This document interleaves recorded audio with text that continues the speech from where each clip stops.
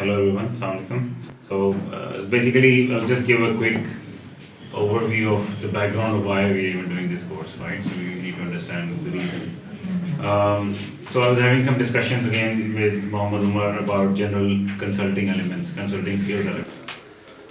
One of the things that came up in the discussion was that when I joined Microsoft back in 2011, one of the key things they do is they send all their hirees to Redmond for a 3-day consulting skills course. It's a mandatory course, right? So we were made to do this course. We spent 3 days on this, but now we'll try to squeeze it into just 2 hours, basically. So there were some good points in there, basically, which I brought the manual that I had in my course. I showed it to Umar, and he said there are some good pointers in this, and I think we should just discuss it, with the rest of the guys. So that's just a quick background of why we're even doing this. Also, there are sometimes we overlook the importance of certain aspects of consulting skills as opposed to, right? So we will just look at some of those. So do you know why the company is called Allied Consultants and why is it not called Allied Developers? Anybody who can explain that?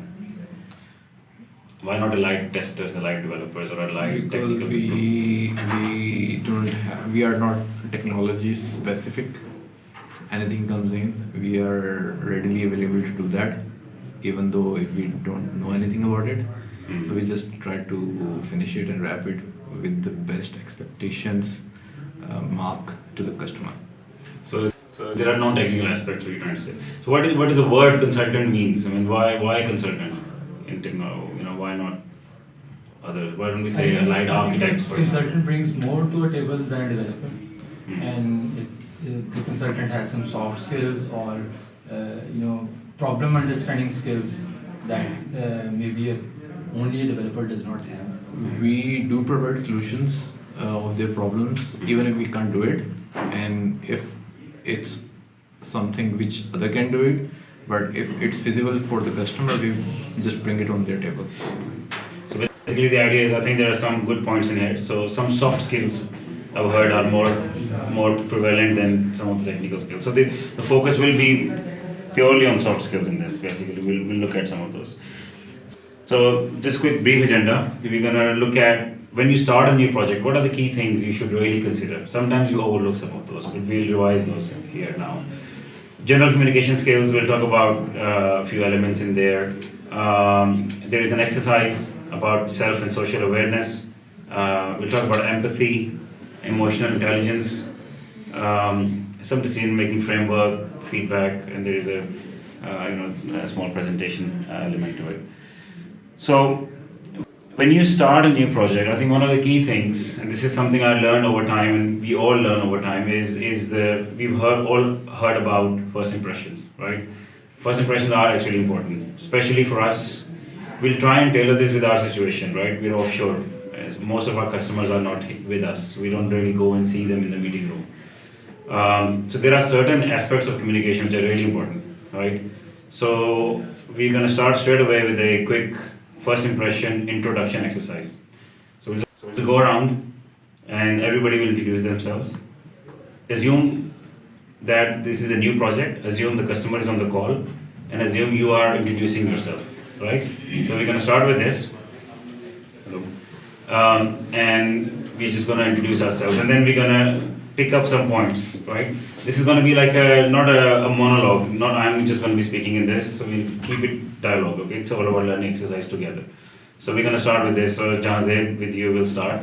So imagine this is a conference call and you have been introduced to the customer and now you are trying to basically introduce yourself. Hi, my name is Jahanzeb Khan. I'm working in technology consultant field for the last 10 years, and I have a very diverse expertise in complete software development lifecycle from gathering requirement till quality deliverables. I have a vast experience in integrating couple of ERP systems like SAP, Microsoft Dynamics, and many others.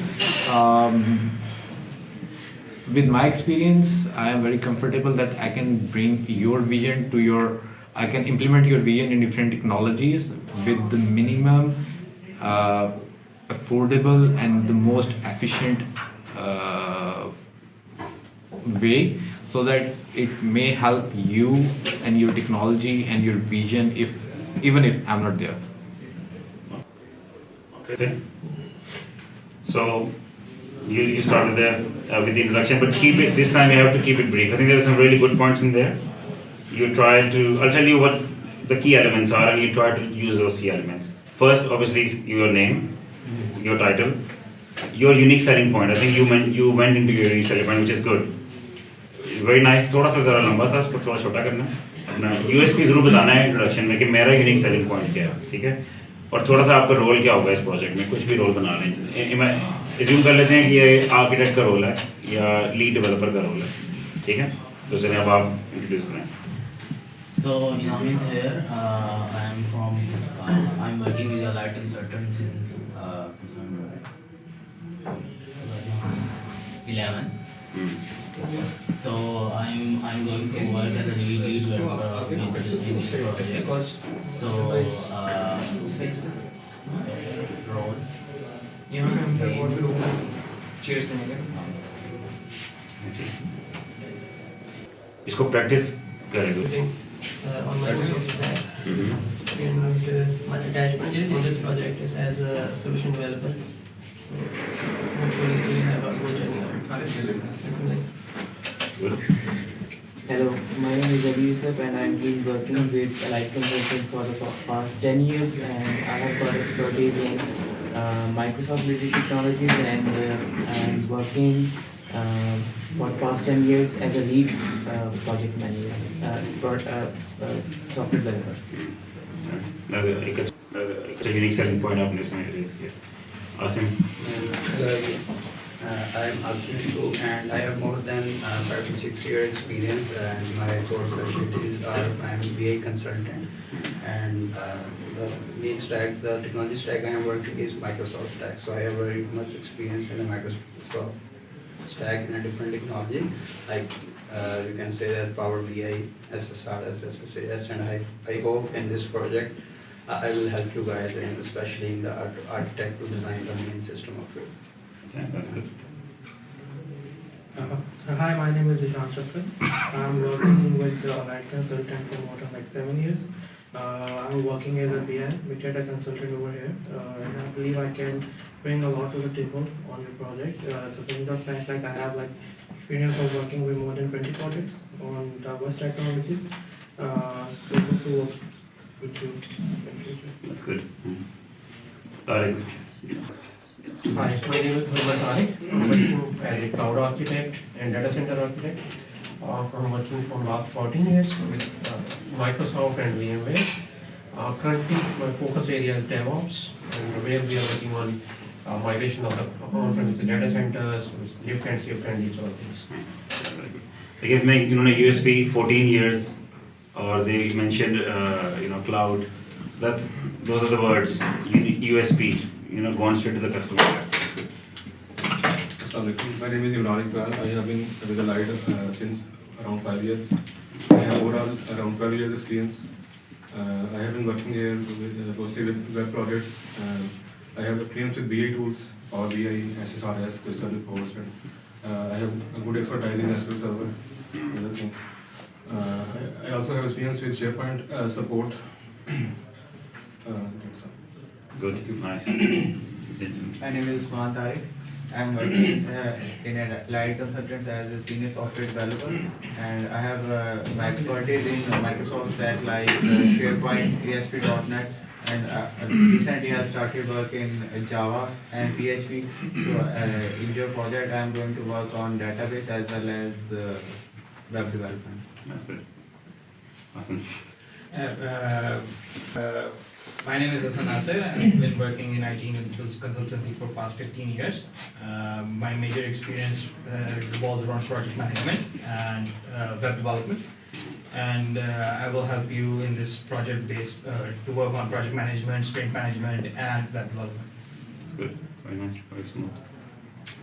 Is that everybody or do you want to? quickly My mention. name is Mohammad Tayyab, and I've been working professionally as a web developer for the last 2 years. And I have before that I was with academics. I'm with Tariq's team, and I manage all the development with PHP, Laravel, Django, Python, almost in every sector. Good. Hi, I am Khurram. I have 3 years experience. Last 2 years I am working on game development on Unity. Now this year I am working with my brother Inam Rahman, working on Bistalk and React Native project. So I think you will. Yeah, my name is Soumya Wasim and I've been working in Light from last 2.5 months, and my total experience is of 15 months in industry. Good. I think the whole idea of this exercise was just to, first impressions with the customers about your role, what you do, to be confident. Also for those who need to practice in front of a mirror. This is a quick 2-minute pitch. This is your selling pitch. Who you are, what you do, what your strength is, and what you bring to the table with the customers. I think that's very important.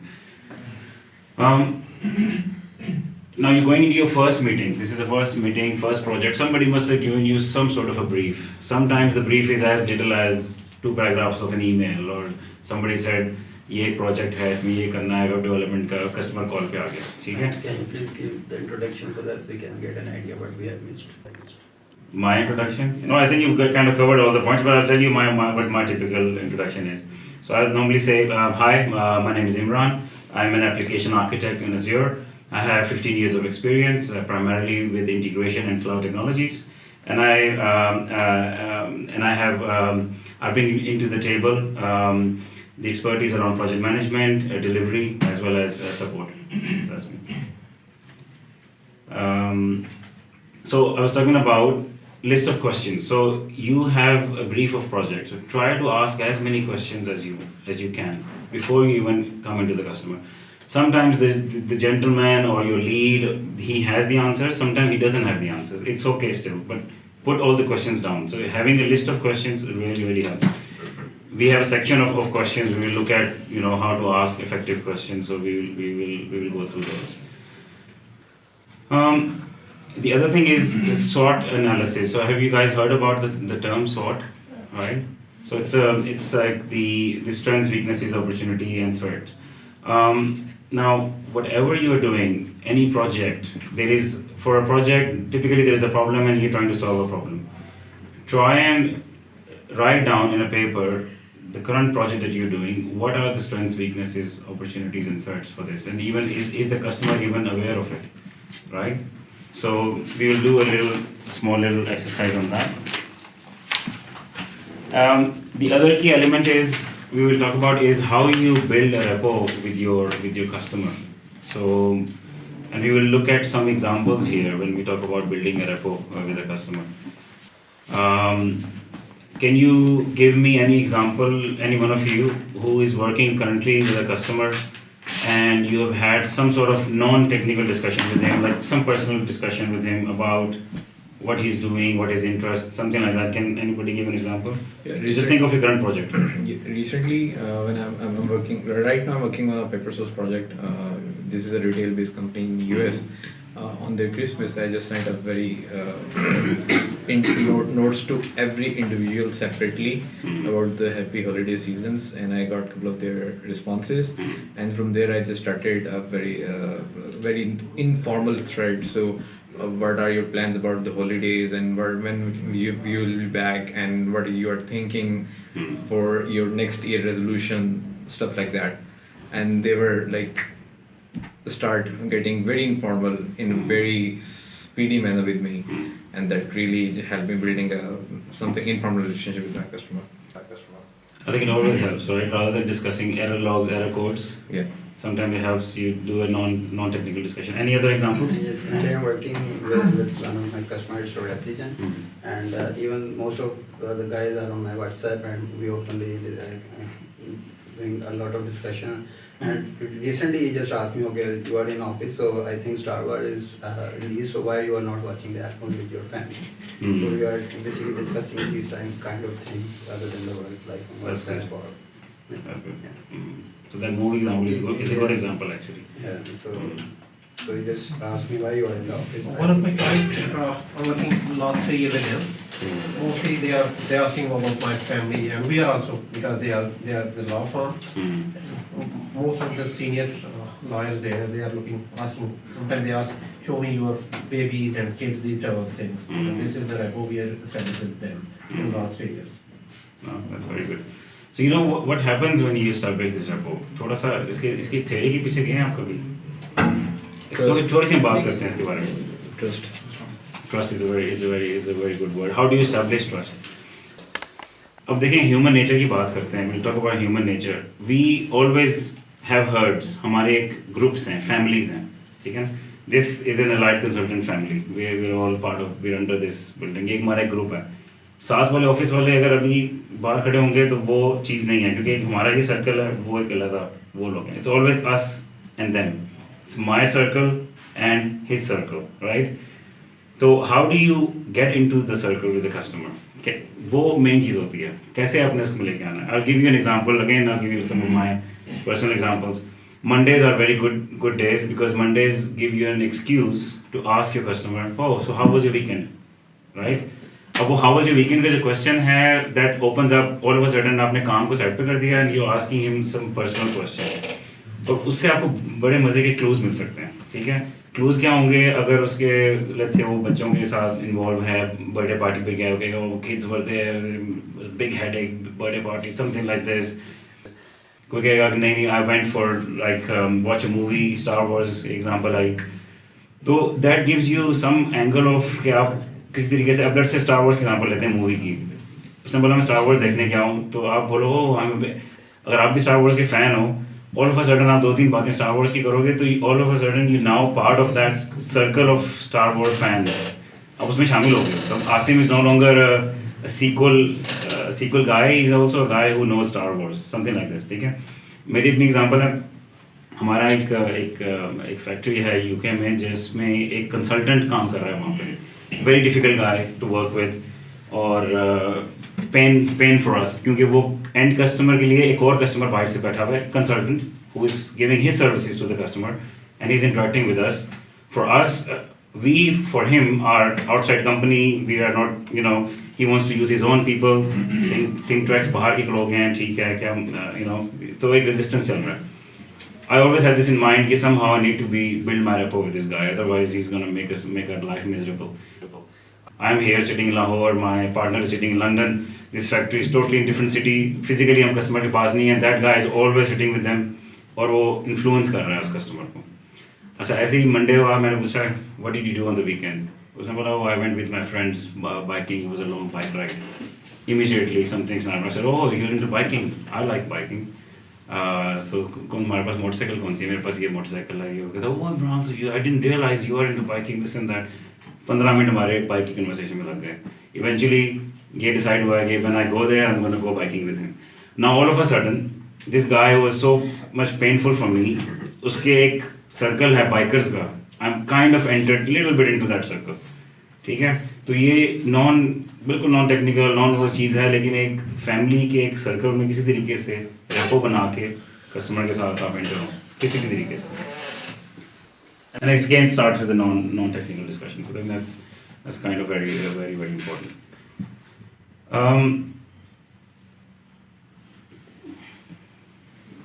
The other thing which is very important is when you start a new project, it's all about why. You know, why is somebody doing that project in the first place, right? So we are technical people. We always love solutionizing things.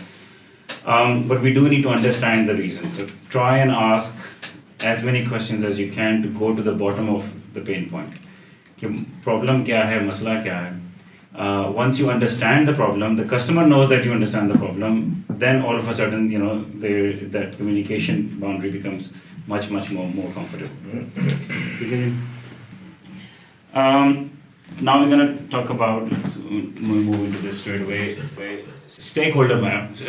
Stakeholders कौन होते हैं आपके project में? Key decision makers who are there in the customer, right? This was a very interesting exercise I had to do in one of our projects. उन्होंने हमें कहा कि अभी जो जिस प्रोजेक्ट पे आप काम कर रहे हैं, make a stakeholder map, कि आपके प्रोजेक्ट में की डिसीजन मेकर्स कौन है, फंड्स किसके पास हैं, की डिसीजन कौन लेता है, और कौन वो ऐसा जो फैसिलिटेटर है लेकिन वो की डिसीजन मेकर नहीं है, ठीक है। तो छोटी सी एक्सरसाइज है, there are pages here and there is pens here for your current project that you are doing, just quickly draw a stakeholder map, और हम 2-3 एग्जांपल्स यहाँ पे ज़रा उसकी डिस्कस करते हैं। Here is an example. So Tariq is working for a customer, and his main interaction is with this Chris. And Chris, on top of Chris, there is a CTO, there is a CFO, there is CEO. So who holds the money here? Who makes the key decisions? CFO. The CFO makes the key decisions? Yeah. He has the money. Yeah. So in terms of technical decisions, who makes technical decisions? And the CTO guy? Yeah, CTO and Chris. So there is a CTO guy. Yeah. So have you had any chance to speak to the CTO yet? Usually on weekly basis. So you have communication with them, which is very good actually. So the reason I'm asking these questions is, so see, most of the times what happens with our, especially with the offshoring, there is one key point person, and we discuss all our aspects, all our issues, problems with this one guy, and this guy can have his own motives. He may have his own agenda, and he may not be passing your messages to the right people, to the right stakeholders, right? But not necessarily we need to see this guy as a negative guy. Even as a positive guy, he may not have the enough authority. No, he don't have the technical knowledge even. So sometimes he doesn't have the knowledge, sometimes he doesn't have the authority. So it's very important for you to understand who are the key players. Right? Who are the people? Sometimes we need to get the Marty, who is the CEO. Almost once in a month we meet with him and tell them what's going on and what we need to improve. And that's very, very important actually. So here is my example of one of the factories. So because our solution runs in different factories, so we have different challenges basically. So all of our communication is with this guy named Alice. He's the IT manager, right? What authority does he have? Absolutely nothing basically, right? Any question we ask him, he actually runs to this guy Kiran, who is the operation head, and he will go and talk to him and then come back and then he will reply to us, right? But there is still this hierarchy is still there. When we go on site, we have met with Kiran, we have met with Paul, who is the program director, and then the actual head of the factory. We have met all these guys, but generally in day-to-day communication, they are kind of outside the picture, but they are the key decision makers. So our key decision maker is here. He's the owner. He has all the funds, all the budget, but when he makes a decision, he always listens to Paul. Paul जैसे कहते हैं ना right hand man, उसकी advice, उसने अगर हाँ कर दी तो ठीक है, ना कर दी तो काम खराब है। तो इस प्रोजेक्ट में आपके ख्याल में who is the person we need to build the most rapport with? Paul, because वो इसकी बात ही सुनेगा, ठीक है ना। अगर इसने ना कर दी तो रिगार्डलेस हम इसको कितना इसको सेटिस्फाई रखें, इसको कितना सेटिस्फाई रखें, इवन इसको डेमोन्स्ट्रेशंस देते रहें, अगर ये ना कर देगा तो बस सारा मामला ही नीचे आ जाएगा। तो ये इस चीज़ को अंडरस्टैंड करना, स्टेक होल्डर मैप हर प्रोजेक्ट में थोड़ी सी एफर्ट लगती है। ट्राई ज़रूर करें कि अपने जो की डिसीजन मेकर्स हैं उनके बारे में पता करें। ये एग्जैक्ट नहीं होता मोस्ट ऑफ द टाइम, बहुत सारी ऑर्गेनाइजेशन में ऐसा नहीं होता। लाइक हम सिक्योरिटी का केस देखते हैं, हाँ वो उसमें एक चैलेंज ये है कि एक कंसल्टेंट के एंड कस्टमर दूर है और उनकी अपनी हायरार्की भी क्लियर नहीं है। हाँ, उनकी अपनी हायरार्की भी क्लियर नहीं है, तो क्या करवाना चाह रहे हैं। एग्जैक्टली। तो स्ट्रक्चर अक्सर that's a very valid point कि आउट ऑफ बॉक्स भी आएगा। अच्छा, उसकी एक आई सिक्योरिटी का होल्ड करें थॉट, वो एक मजे की एग्जांपल है। I think we should discuss about it. Also make a note in case of forget. So ये जहाँ से ये आपके एग्जांपल है, इफ यू डोंट माइंड थोड़ा सा वॉक थ्रू करें। इनका सीईओ है रोनाल्ड कोविस्की, जिसके थ्रू सारा डिसीजन मेकिंग होती है, लेकिन उसको फीड करता है फ्रेड जो कि सीईओ है, और फ्रेड को फीड करती है मोनिका और मिल्टन। और मिल्टन जो है इनका सीनियर आईटी मैनेजर है, मोनिका इनकी सीनियर बिजनेस एनालिस्ट गाय है, और तीसरा बंदा इनका वाइस प्रेसिडेंट है मिचेल। ये 3 बंदे हैं जिनके साथ हम ज़्यादातर कॉन्टैक्ट में होते हैं, जो कि फ्रेड को फीड करते हैं, और फ्रेड ये प्रपोजल लेके जाता है आगे, और आगे उनको फीड करता है। और मोनिका, मिचेल, मिल्टन, इन सबको खुश रखने के लिए एक तो हमें इनके सपोर्ट भी करनी पड़ती है, प्लस इनके डिपार्टमेंट के जिनको ये देख रहे होते हैं, इनके वेयर हाउसेस के मैनेजर्स होते हैं, और उस वेयर हाउसेस के मैनेजर्स के अंदर उनके वेयर हाउस के यूज़र्स होते हैं जो काम कर रहे होते हैं, उनके साथ भी हमने हायशा इस्लाम दुआ रखी होती है जब उन्हें कॉल पड़ती है। हालांकि इवन अगर उनके सिस्टम का माउस नहीं चल रहा तो कॉल हमें रिसीव होती है कि हमारे सिस्टम का माउस नहीं चल रहा, तो उनको हम ये नहीं कहते कि कस्टमर खाओ हसीगी करिए, उनको हम ये कहते हैं ठीक है we are looking into it, और इतनी देर में हम उनकी आईटी के बंदे को कॉल करके किसको कहते हैं यार ये इस चीज़ों को देख लो। बॉटम लोगों को भी हमने सेटिस्फाई रखा होता है, और फिर बिल्टन, मोनिका, मिचेल, ये जो टॉप के जो मैनेजर हैं जिन्होंने फ्रेंड को फीड करना है, ये हमारे लिए की कॉन्टेक्ट पर्सन होते हैं कि इनको हमने किसी तरीके से ट्विस्ट करना होता है इनको कि यार ये काम है, इसके साथ ये भी हो सकता है। तो कभी भी हम अपनी सजेशन इम्पोज नहीं करते, लेकिन हम एक हल्का सा नेचुरली छोड़ देते हैं कि यार ये भी हो सकता है। हमारे केस में ये होता है कि हम तो प्रोडक्ट सपोर्ट दे रहे होते हैं, इंफ्रास्ट्रक्चर सपोर्ट है, तो हमें sometime remote support over the video call देनी पड़ती है, लाइक नीचे निकाल दो, ये लगवा दो, ये सारा कुछ करना पड़ता है। बेसिकली मैं भी एक प्रोजेक्ट कर रहा हूँ बैंक के साथ, यूएसए का बैंक है कॉल प्राइवेट बैंक, तो उसके जो सीईओ है उसमें वहाँ से ना वीक हम उसके साथ एक मीटिंग करते हैं। वो थोड़ा सा टेक्निकल है, is very interested to come up with different ideas, तो हम उसको आइडिया प्रेजेंट करते हैं। अब इसमें जिस तरह आपका डायरेक्टर है ना, उनका बोर्ड ऑफ डायरेक्टर्स में वो क्या करते हैं कि अगर उसको कोई चीज़ फॉर एग्जांपल SOW साइन करवाना है, it's a time to sign the SOW, तो वो अगर वो इंटरेस्टेड है then he will put that SOW in front of board of director meeting. Okay. If they approve, then we get that thing. But board of director तक हमारी approach नहीं है, क्योंकि we only have one guy, like in this case Paul, I think, and for us it's the CEO, like it's Scott, and he'll put that SOW in front of board of directors, and once they approve it, then we get that project. Once they approve it, then we get that project. Which is good, because if you can convince this one guy, he can go and convince the rest of the guys. So he plays an important role there. So it's important. Acha, the other aspect of this is you need to understand what's in it for him, what's in it for them. ठीक है ना? अब आप हमारी expectation होती है कि हम बड़ा अच्छा काम कर रहे हैं, हमें वो कांस्टेंट बिजनेस देते रहें। तो for us constant stream of work, more projects is typically what's in it for us. But what's in it for them? ठीक है? एलिस को क्या मिलेगा इससे, या उसकी पर्सनल क्या उसके क्या वो परफॉर्मेंस पॉइंट्स हैं जो उसने हिट करने हैं इस साल में।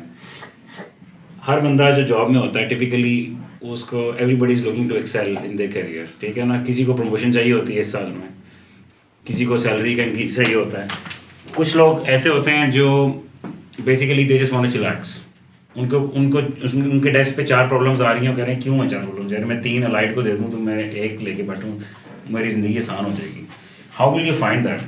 Is this a guy who wants a promotion this year? Is this a guy who wants to relax more this year? ये भी वो पर्सनल रेपो वाली बात है कि थोड़ा सा उसका मोटिव समझने की कोशिश करें। क्या वो काम से जान छोड़ना चाह रहा है, या वो काम लेना चाह रहा है, या वो ग्रो करना चाह रहा है? अगर ये प्रमोशन चाह रहा है तो आप इसकी हेल्प कर सकते हैं। यू कैन हेल्प से, क्या तुम्हारे वो की परफॉर्मेंस इंडिकेटर्स क्या क्या हैं। वो कहेगा यार मैंने X एफिशिएंसी बढ़ानी थी अपने डिपार्टमेंट की, then you have an angle to say, okay, let's see how we can work together. Is this solution which you're working together can help you reach there? So you try and become his partner in his promotion. All of a sudden, you are in his game for him, for his personal thing. अगर ये बिल्कुल ही वो बंदा है कि चाहता है यार ये मैं तो काम नहीं करना मैंने बस, और ऐसे बहुत से होते हैं अक्सर ही, ज़्यादातर बहुत और ही दूसरे वाले इसमें क्रिस जो है वो बिल्कुल काम नहीं करता। हाँ। कोशिश होती है कि सारा कुछ जो है ना वो सारा आगे देते हैं, which is fine as long as you are meeting his objective, वो खुश रहेगा, ठीक है ना। But you need, if you don't even understand उसका objective क्या है तो वहाँ प्रॉब्लम है, ठीक। कभी कभी पर्सनल मोटिव्स ऐसे भी होते हैं कि वो थोड़े से ना वो डिस्ट्रक्टिव होते हैं आपके लिए। You need to find that win-win angle somehow, ठीक है। तो विन विन सिचुएशन क्या होती है? एक विन लूज, वो तो आपको एग्जाम्पल आपको आइडिया या तो एक चीज़ वो चाह रहे हैं जो आप नहीं कर सकते, ठीक है। How do you come to a level के जी थोड़ा सा उसको भी वो मिल जाए और जो हम चाहते हैं हमें भी मिल जाए। तो our first preference should be to aim for the win win. Example, एक छोटी सी एग्जाम्पल देता हूँ आपको। एक काम करना है, उसने आके बोला है जी नेक्स्ट फ्राइडे को ये आपने करके देना मुझे, ये लाजमी है मेरे लिए। आपको बताया कि कैपेसिटी के लिहाज से या एस्टिमेट के लिहाज से ये नहीं होगा फ्राइडे को, ये हो ही नहीं सकता, ठीक है। तो इसके बहुत से तरीके हैं। एक तो आप सीधा ही जी कहना, एक तो जो कि सही तरीका नहीं और अक्सर हम अपनाते हैं because we don't say no. तो सबसे ख़तरनाक वो ट्रैप होता है, ठीक है जी हो जाएगा, अच्छा है, उसको हाँ कर दी, वो खुश हो गया, वो चला गया, now you worried about oh shit ये मैंने क्या किया, कैसे डिलीवर करूँगा मैं, मेरे पास तो बंदे भी नहीं है, मेरे पास कुछ भी नहीं है। तो वो उस वक्त सिर्फ प्लीज़ करने के लिए we said yes and now you are in trouble and eventually he will be very displeased when he will realize कि फ्राइडे को हम नहीं मिलेगा। अच्छा, दूसरा है कि आप उसको ना बोल दें, ये नहीं हो सकता, लेकिन try and open up something कि जी ये नहीं हो सकता, लेकिन शायद हम कुछ इसका कुछ हल कर सकते हैं। और टिपिकली लोग रीजनेबल होते हैं, वो समझ आते हैं टिपिकली, आई सिक्योरिटी तो एक्सेप्शन है हर लिहाज से, ठीक है। So this is but typically reasonable customer will understand कि भी आप उसको रैशनल दो, रीज़न बताओ कि क्यों नहीं हो सकता, and they would probably understand this. Then you try to aim for that win win situation. Worst case में लूज भी चलता है, ठीक है, ये आपको नहीं समझ आ रही है, हमें भी समझ नहीं आ रही, ठीक है, हाँ दुकानदार कहते हैं कि हमारी समझ से बाहर है, आप सौदा ना करें, that is lose, but sometimes that is also acceptable in business कि जब कोई एंगल नहीं बन रहा then we okay to say no thank you, ये नहीं काम नहीं चलेगा, ठीक है। नेक्स्ट मॉडल की तरफ आते हैं। In many cases, we have experience कि आप काम करते हैं, आपको नज़र आ रहा होता है कि let's say I'm not mentioning a name over here, बंदा आपसे काम करवा रहा है, he is CCing you in deliverables कि हाँ जैसे ने assist किया, but from his or her emails it is very clearly stated कि he or she is trying to get the credit out of it, and in that cases as a consultant I am very comfortable, that's fine. If you want to take the credit, just go ahead. Because अगर तुम हो वहाँ पे, तो हम हैं यहाँ पे. Exactly, that's a good point actually. अगर तुम्हें वहाँ पे तुम नहीं हो, तो उसका मतलब हमें भी काम नहीं मिलेगा. Actually, they are vice of us. Yes. They are acting on behalf of us. उस पे फिर हमें इशू नहीं होता, ठीक है, तुम credit ले लो.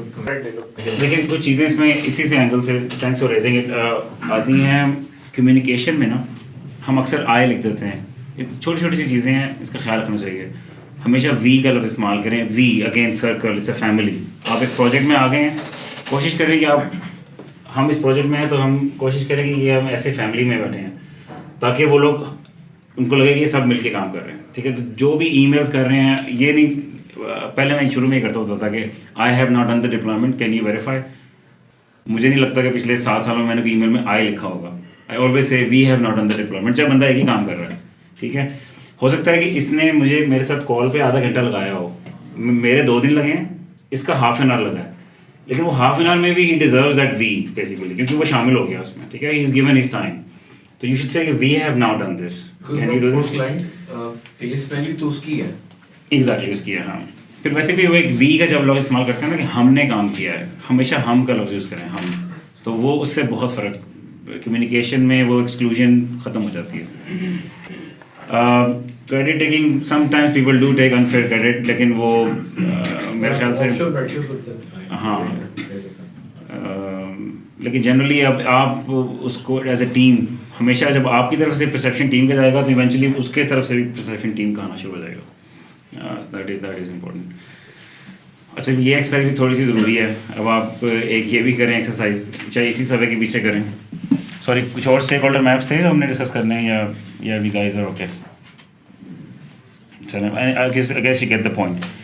अच्छा, अब आपके करंट प्रोजेक्ट के ज़रा शॉर्ट एक लाइन का बस लिखना है आपने।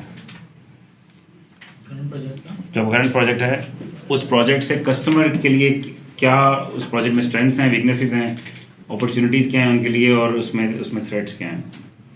कुछ थोड़ा सा ज़्यादा 4 पॉइंट्स अपने करंट प्रोजेक्ट के बारे में लिखना। Again, you know, I think most of the majority of the people in the room have, I think on average, more than 5 years of experience. So I'm sure you guys have, understand the basics. But it's always good to revise and, sometimes just look at some of the elements.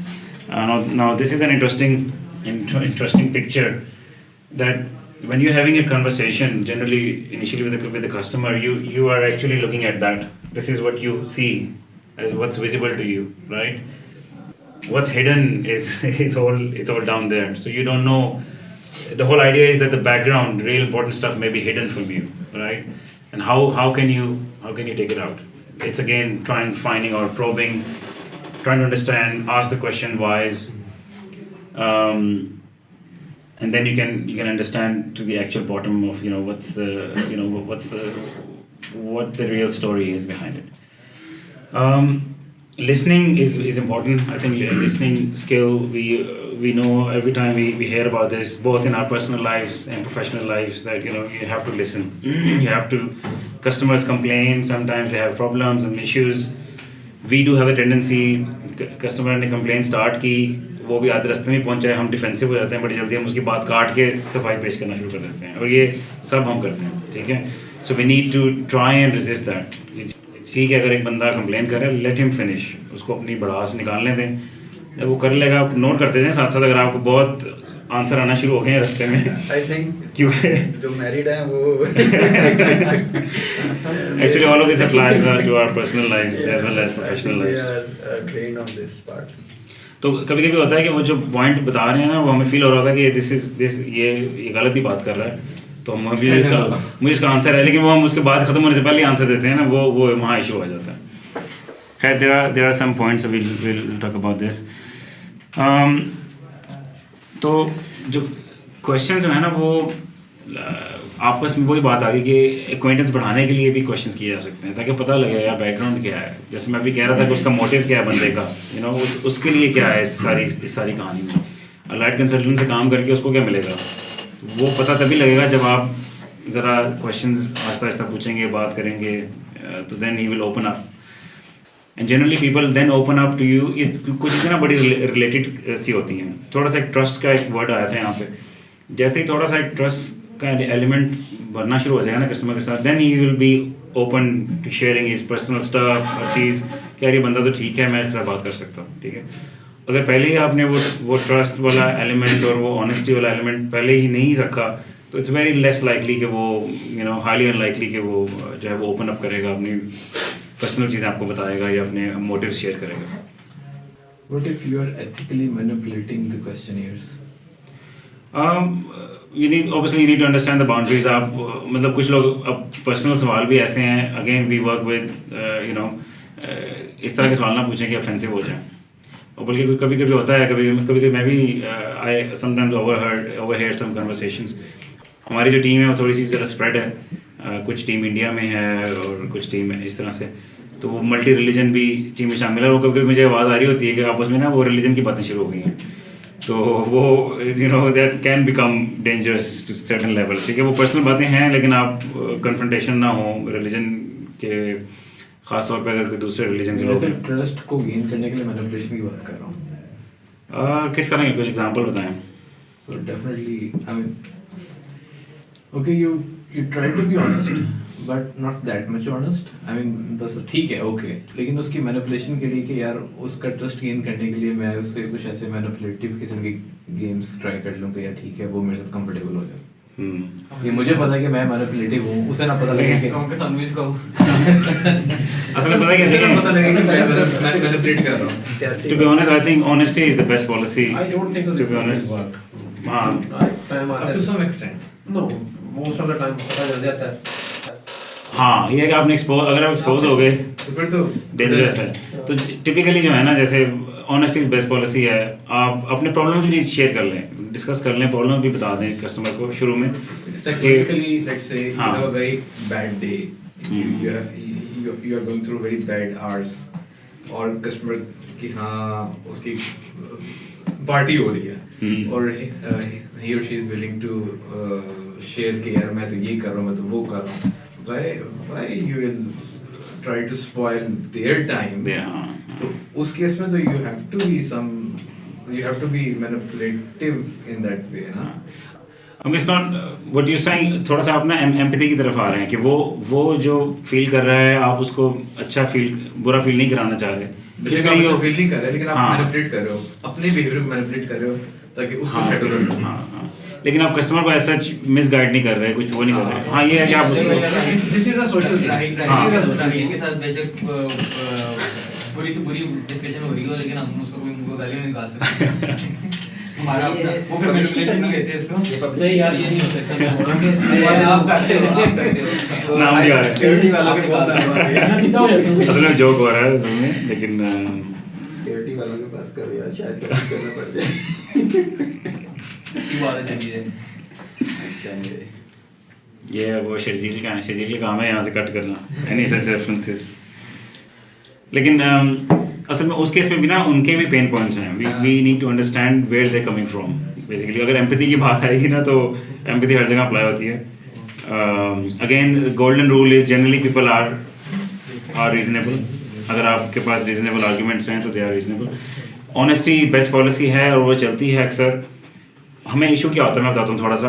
Cross boundary, क्योंकि cross boundary collaboration है, ये अक्सर ये होता है कि हमारे पास मसले आए होते हैं। और to be very frank IT में क्या होता है, और ये हम सब की नेचर है ऐसी कि अगर काम एक हफ्ते में देना है ना तो थोड़ी सी वो होगा कि हम उसको शुरू के दिन थोड़े रिलैक्स लेंगे, ठीक है। फिर आहिस्ता आहिस्ता हम जैसे जैसे डेडलाइन पास होती जाएगी हम ज़रा काम को ज़्यादा पकड़ते हैं।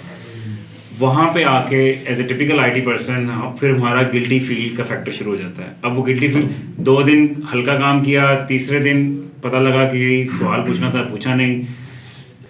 अब कस्टमर आ गया कॉल पे, अब प्रॉब्लम जो थी वो बताऊंगा तो कहेगा तुमने 2 दिन पहले क्यों नहीं पूछी, तीसरे दिन पूछ रहे हो। तो वो आप समझ रहे हैं, तो वो हम एक ऐसे स्पाइरल में आते हैं और फिर हम प्रॉब्लम्स को छुपाना शुरू कर देते हैं। जब प्रॉब्लम्स छुपती हैं all of this adds into the element of trust ख़त्म होना वहाँ पे शुरू होता है। एग्जैक्टली। आप पहले दिन से ही कोशिश करें कि प्रॉब्लम, सवाल, ये जितना कुछ हो सकता है, जितना अर्ली हो सकता है वो करें और उसको फिर ओपनली बताएं। उसको बोलें यार ये मसले हैं, ये मसले हैं, ये मसला है। जितने मसले आप अपने खुल के ओपनली बताएंगे उसके साथ he will understand it, basically उनको भी समझ आएगी, ठीक है।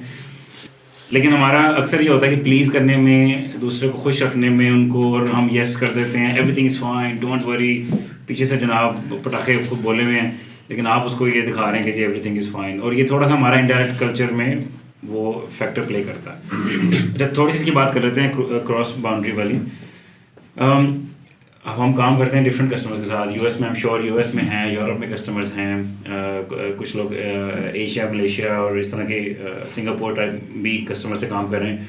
तो यू नीड टू अंडरस्टैंड कि उनका थोड़ा सा कम्युनिकेशन का जो है स्टाइल क्या है, ठीक है। एक होता है डायरेक्ट कम्युनिकेशन स्टाइल और एक इनडायरेक्ट होता है और एक थोड़ा सा दरम्यान में होता है। तो एक बड़ी अच्छी एग्जांपल थी जो मैं डायरेक्ट और इनडायरेक्ट थी। अब जर्मन जो हैं वो they are known to be the most direct people, ठीक है। यूके वाले भी थोड़े से इनडायरेक्ट हैं। जर्मन वाले बंदे जो चीज़ बुरी लगी सीधा ठा मुँह पे, भाईजान ये गलत है, ये सही है, ये सही है, सीधी बात करेंगे बस ठक। ये they are known to be the most direct people. अब थोड़ा सा इधर आते जाएँ, एशिया साइड, पाकिस्तान, इंडिया, ये स्ट्रिप है, हम लोग इनडायरेक्ट कल्चर है हमारा। हम डायरेक्टली किसी बुरी चीज़ को डायरेक्टली मुंह पे नहीं कहते, थोड़ा सा घुमा के, या वर्स मुझे वो अजीब लगता है लेकिन वो किसी दूसरे के थ्रू कि यार जहाँ से ज़रा बंदे को ना किसी तरीके से समझा दे। जैसे कि मैं सीधी बात करूँ वो आपको इनडायरेक्टली मैसेज आएंगे, कभी इधर से आ रहा है, कोई इधर से आ रहा है। अब आगे आपने समझना है कि मैसेज क्या है। तो ये अक्सर होता है हमारे कल्चर में, शादियों वाला केस भी ऐसे है। अच्छा, अब और चलते जाएँ, Japanese are known to be the most indirect communication style people. उनकी एग्जांपल्स हैं, कुछ मैं पढ़ रहा था, and there were surprising examples, और ये वो घर वाली बात ही आ जाती है। तो उसमें एक एग्जांपल है, वो लिखता है कि अगर आपकी मदर इन लॉ आपको चाय सर्व कर रही है और वो ठंडी चाय है, अगर आपने पी है और वो ठंडी है, तो इसका मतलब है गड़बड़ है, and you need to start a conversation. तो यानी कि आप देखो कि through a food, a beverage, आपको एक मैसेज मिल रहा है कि जी बैठ के तो बात करने की ज़रूरत है। तो और बात मैंने नहीं करनी, तुमने शुरू कर दी। ठीक है, तो ये कितना इनडायरेक्ट मैसेज है। वेराइज अगर ये कोई जर्मन होता तो वो डायरेक्ट सीधा मुंह पे कह देता कि जी ये मसला है। अच्छा, ये चीज़ अब डेवलपमेंट में कहाँ अप्लाई होती है, इसकी भी एग्जांपल्स हैं। एग्जांपल्स ये हैं कि वो कहते हैं कि आप अगर आपको ऑफशोर डेवलपर जर्मनी में बैठा हुआ है और वो आप कॉल पे हैं और वो कह रहा है कि जी वो मसला ये हो गया, वो हो गया, तबाही हो गई, इसका मतलब है कोई इतनी खास बात नहीं है, डोंट वरी, ठीक ही है काम। तो वो कहते हैं कि अगर इंडिया ऑफशोर सेंटर में एक बंदा बैठा है और अगर वो बोलता है, कॉल में कह रहा है कि there is a slight problem, that means some huge explosion has happened and you need to go and find out कि what the, it's up to you to go and find out कि क्या मसला हुआ है। it is important to understand कि communication का method क्या है, और ख़ुद से हमें ये कोशिश करनी चाहिए. खैर कल्चरली वी आर इनडायरेक्ट थोड़ा सा, लेकिन जिस तरह की कस्टमर के साथ हम टिपिकली काम करते हैं in the west, they like people to be more direct. तो कोशिश करेंगे थोड़ा सा डायरेक्ट, अपनी प्रॉब्लम्स को भी खुल के बताएं, जो सक्सेस फैक्टर्स हैं वो भी खुल के शेयर करें सारा कुछ, so that they like the direct communication. और वो लोग हमारे कम्युनिकेशन मैथड को नहीं समझते, ठीक है, it's their problem actually, they don't understand what our communication method is. लेकिन चले हम we need to try the effort कि we try and match with their communication. Should be a part of job because they are consultant, they are not. Ideally तो दोनों तरफ से understanding होनी चाहिए, लेकिन उनको नहीं हो रही तो मोर इमोशनल इंटेलिजेंट अगर हम होंगे तो we would take the more effort basically and try and be more direct with those guys. ठीक है.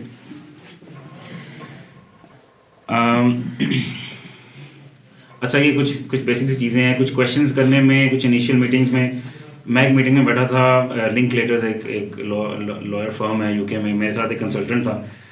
तो this is our first meeting with the customer, और उन्होंने बिस्टॉक की इम्प्लीमेंटेशन की हुई थी, जो देख के ना हमने 1 घंटा देखी कि कैसे इम्प्लीमेंट हुआ हुआ है. उसकी भी आंखों से आंसू आना शुरू हो गया, मेरी भी आंखों से, कि वो बड़े बुरी तरीके से इम्प्लीमेंट हुआ हुआ था. अब इस चीज़ को कम्युनिकेट करने का अंदाज़ ज़रा आराम से, तसल्ली से. तो वो जो मेरे भाई साहब थे मेरे साथ बैठे थे, वो जज्बाती, वो कस्टमर आया कमरे में, उसने कहा bistock is not used in your company, it has been abused in your company. वो भी घबरा गया कस्टमर, और I mean, he was sharing his sentiment, लेकिन I think there was not the right words to try and use. तो थोड़ा सा वो उसको शुगर कोट होना चाहिए था. अच्छा, क्लोज एंडेड क्वेश्चंस क्या होते हैं? एक होता है ओपन एंडेड, एक होता है क्लोज एंडेड. क्लोज एंडेड है कि कस्टमर जो है ना वो आपसे सिर्फ हाँ या ना ले रहा है, एक ऐसा सवाल पूछ रहा है जिसके सिर्फ उसको कोशिश करें अवॉइड करें, ठीक है ना. यस, इवन यस और नो आंसर करने से पहले अगर आपको लग रहा है कि ऐसा क्वेश्चन है जिसमें कोई ट्रैप होने का एलिमेंट है या कुछ ऐसा है कि वो आपसे हाँ निकलवाना चाह रहा है या ना निकलवाना चाह रहा है, तो उसका आंसर करने से पहले try and ask an open ended question कि भाई इसकी रीज़न क्या है, तुम क्यों पूछ के रहे हो. ज़रा अगर ऐसा सवाल खुला ओपन एंडेड क्वेश्चन करो, ताकि it gives you more chance to explain yourself. अगर मैं सिर्फ यस या नो कहूँगा तो मैंने क्या एक्सप्लेन किया, मैंने यस बोल दिया, उसकी रीज़न क्या है, वो रीज़न तो उसने पूछी नहीं. तो try and avoid close ended questions. अच्छा, ये थोड़ी सी एग्जांपल्स हैं. ये एग्जांपल्स हैं इनिशियल कन्वर्सेशंस में कस्टमर के साथ. I think we covered some of these. So what are the biggest problems you face in your business, ये वो पेन पॉइंट समझने की बात है. What keeps you up at night. ज़्यादातर I think infrastructure guys can relate to this. servers going down, applications not running 24/7. आजकल छुट्टी में तो वो ज़रूर जाते हैं. छुट्टी में सर्वर नहीं जाते हैं. So basically, what prompted you to take action? What's the most important concern regarding this engagement? ये लास्ट बड़ी इंपॉर्टेंट चीज़ है, और ये मैंने कुछ प्रोजेक्ट्स में यूज़ की है और काफ़ी हेल्प करती है कि आप कस्टमर्स जो है ना वो अक्सर they sometimes we feel because they are the ones, वो प्रोजेक्ट चला रहे हैं, वो फंड दे रहे हैं, तो हमें एक जनरल सी फीलिंग होती है कि वो फुली मैनेज्ड होंगे, फुली ऑर्गेनाइज्ड होंगे. But that's rarely the case. They are not managed, they are not organized, और अक्सर chaotic situation होती है उनके एंड पे भी. तो उसको कभी कभी ना आपको स्ट्रक्चर करना पड़ता है. So we have to, like we were saying earlier, we need to make an effort कि हम स्ट्रक्चर कर दें उसको बोले यार सक्सेस फैक्टर क्या है, ये जो तूने मुझे एंगेजमेंट बोली है 6 दिन की, 8 दिन की, 10 दिन की, तुम how will you sign it off, क्या वो मुझे करना पड़ेगा कि तुम इसको ये हो गई है. तो अक्सर उससे ये क्वेश्चन पूछो ना कि ये सक्सेस फैक्टर क्या है, साइन ऑफ कब होगा, तो ये क्वेश्चन सुन के वो सोचने बैठ जाते हैं अच्छा हाँ ये सवाल तो तुम्हारा सही है, क्योंकि वो उनके लिए ना एक ओपन इंगेजमेंट ही बस चल रही है. अब मैं उनको पता है मैं आज ये मांग रहा हूँ, कल मैं एक और मांगूंगा, परसों एक और चीज़ मांगूंगा, ये तो चलता ही जाएगा काम. But you have to close it, क्योंकि बजट हमारे लिए लिमिटेड है, हमारा टाइम लिमिटेड है, हमने उसको क्लोज करना है. हमारे लिए फ़ायदा ये है कि हम इंगेजमेंट को क्लोज करें, फिर एक और खोलें, फिर एक क्लोज करें, फिर एक और खोलें, एज अपोज टू एक ही लंबी कहानी, ख़ास तौर पे उसमें जिसमें फिक्स बजट है. अगर open budget time and material है फिर तो इशू नहीं है, फिर तो चलता जाएगा time and material, then he can carry on giving his requirements. If it's fix budget, and I case in case of allied what 90% 95% projects are fix budget. 60-40 है. तो वो जो 60 जिसमें फिक्स बजट है उसमें तो ये बहुत ज़रूरी है ताकि आप उसको टाइम पे क्लोज करें, ठीक है। अगर टाइम एंड मटेरियल है और कस्टमर वाकई प्रोडक्ट बैकलॉग समझता है, प्रायोरिटाइजेशन समझता है, तो ठीक है, उसको जाने दें। अच्छा, इसमें एक और चीज़ है and mistake Microsoft consulting services ने भी की कई बार कि पूरा प्रोजेक्ट स्ट्रक्चर कर दिया एजाइल पर और शुरू भी कर दिया प्रोजेक्ट, और कस्टमर को ना जो की स्टेक होल्डर है किसी को एजाइल का पता ही नहीं, ठीक है। तो और वो फ़ोन पे आते हैं, उनको समझ ही नहीं आती हम कर क्या रहे हैं। तो ये चीज़ बड़ी इंपॉर्टेंट है कि आप समझें कि कस्टमर किस चीज़ से कंफर्टेबल है, ठीक है। क्या वो एजाइल करना चाहता है तो फिर आप एजाइल करें। अगर उसको एजाइल की समझ ही नहीं है और वो उसके ज़हन में ये फिक्स प्राइस वाटरफॉल चल रहा है और आप एजाइल चला रहे हैं, तो वो भी एक प्रोसेस में भी बहुत इश्यूज आते हैं और प्रोजेक्ट्स में आए हुए हैं हमें इश्यूज। तो we need that is also something this is important to establish at the beginning. और वो कैसे पता लगेगा कि वो एजाइल में है या नहीं है? क्वेश्चनिंग शुरू से ही आप Exactly. कर लो। राइट क्वेश्चनिंग करें, शुरू में करें कि भाई आप क्या मेथोडोलॉजी यूज़ करते हैं। अगर टाइम एंड मटेरियल है तो आपको उसके बेनिफिट्स पता है कि नहीं पता। अगर वो समझता है तो then you go into that, otherwise you don't. Things to avoid, I think कभी कभी हमें लगता है कि हमें प्रॉब्लम समझ आ गई है, 2 मिनट की बात हुई है जी, मसला ही कोई नहीं, समझ आ गई जी, अभी बस विजुअल स्टूडियो खोलना है और काम हो जाना है, ठीक है ना। तो we need to ask more questions to really understand the problem. Don't assume the customer understand. अच्छा, कस्टमर को भी कभी प्रॉब्लम का सही पता नहीं होता, ठीक है ना। बहुत एग्जांपल्स हैं जो कस्टमर डजंट नो कि मसला क्या है। तो sometimes this is where the consultant role comes into play. We can bring our expertise, our experience into the picture and say, look, maybe this is something that you should use. और वही बात है कि थोड़ा सा time लगाएं कि उनकी मोटिवेशन क्या है, you know, why are they looking for a solution. So it's all about why and why. लेकिन एक छोटा सा सिनेरियो है, इसको आप थोड़ा पढ़ लें और फिर एक जल्दी से एक राउंड कर लेते हैं। तो सिनेरियो इसको मैं ब्रीफ कर देता हूँ कि आप प्लेन में बैठे हैं, CIO के साथ बैठे हुए हैं साथ में, और उसने कभी जो है वो अलाइड कंसल्टेंट्स का नाम नहीं सुना या वो हमें नहीं जानता। तो अब आपने क्या क्वेश्चंस करने हैं उससे थोड़ा सा इंगेज करने के लिए उसको, या उसके बारे में जानने के लिए कि वो क्या करता है, कि पोटेंशियली शायद कभी फ्यूचर में वो हमारे साथ इंगेज हो जाए। फैमिली के साथ ट्रैवल कर रहे हैं कि अकेला ट्रैवल कर रहा है? बहुत ज़ूम कर लें फिलहाल ज़ूम करें, ही सिटिंग ऑन हिज ओन। आपने कोई इंट्रोडक्शन किया है और वो बोलता है जी मैं CIO हूँ, कोई लेट्स से पेप्सी पाकिस्तान का, something like this, and now you want to start a conversation. Let's assume कि वो किसी और मुल्क का है, सो हम ऑफशोर से खाने डालना शुरू करें। तो क्या सवाल क्या पूछेंगे आप? थोड़ा एक एग्जांपल देते हैं सारे। I think let's everybody try and contribute. Have you ever worked with offshore to manage your finance and make your services more affordable? हाँ, तो एक वो ऑफशोरिंग का आपने पॉइंट उठाया, ठीक है। Before introducing allied consultants. ठीक पहले है, कहानी तो रहना तो पहले हाँ कि भी ऑफशोरिंग से तुम ओपन हो कि नहीं हो। अच्छा, और क्या क्वेश्चन है उसके बारे में जानने के लिए पहले थोड़ा सा वो क्वेश्चंस करें। You want to understand more about his business, what he does, what his problems are. Then before understanding his business, पहले पूछना है उसकी ग्रेजुएशन कहाँ से, स्कूलिंग कहाँ से, यूनिवर्सिटी कहाँ से है। Personal. हो सकता है कि कहीं ना कहीं से आप कोई इसका स्ट्रिंग आपको मिल जाए, काम करते रहे हो, अच्छा फलानी कंपनी में काम किया, हाँ मैंने भी काम किया है, कोई म्यूचुअल कनेक्शन निकल आए, उस बंदे को जानते हो, हाँ मैं उस बंदे को जानता हूँ, वहाँ से आप शुरू हो जाओ। हाँ, वो भी ठीक है। एक पर्सनल रेपो आप कह रहे हैं बिल्ड करें पहले, और फिर चलें कोई और अप्रोच बताएं। Try to know his interests, like वो किन चीज़ों में इंटरेस्टेड है, then उधर से बातों से आप यहाँ कैसे आए, किस तरह पर्सनल स्टोरी बनाई। ठीक है, that's also good कि वो अगेन पर्सनल लेवल पे आप इंगेज होना चाह रहे हैं। बेसिकली जो डिमांड कर रहा है उससे पीछे की चीज़ें पूछें कि वो बिजनेस में क्या करते हैं, कहाँ से इनपुट आती है, आउटपुट क्या है, कस्टमर्स क्या हैं, टारगेट ऑडियंस क्या है, एम्प्लॉइज़ किस टाइप के हैं, आप उनको कैसे डील करते हैं। उससे आपको एक पूरी कंपनी का एक आइडिया हो जाता है कि अच्छा ये हो सकता है, ये चीज़ें डिमांड करें, फ्यूचर में ऐसी चीज़ें भी आ सकती हैं, या मैं इनसे ऐसी चीज़ें डील करूँ। बिल्कुल। अच्छा, एक चीज़ ये भी नोट कर रखें, जैसे आप we are walking talking consultants, ठीक है, हमें सेल करनी है, ठीक है, we need to sell our skills. तो आपके बैग में क्या स्किल पड़ा है आपके, ठीक है ना। अगर आपके पास प्रोडक्ट क्या है, वो प्रोडक्ट लेट से 2 स्किल है मेरे पास। मैं एक एग्जांपल ले लेते हैं, ज़्यादातर हमारे इंटीग्रेशन कंसल्टेंट है, तो मैं इंटीग्रेशन का बंदा हूँ, इंटीग्रेशन मेरी कोर स्ट्रेंथ है, ठीक है, ये मेरा स्किल है।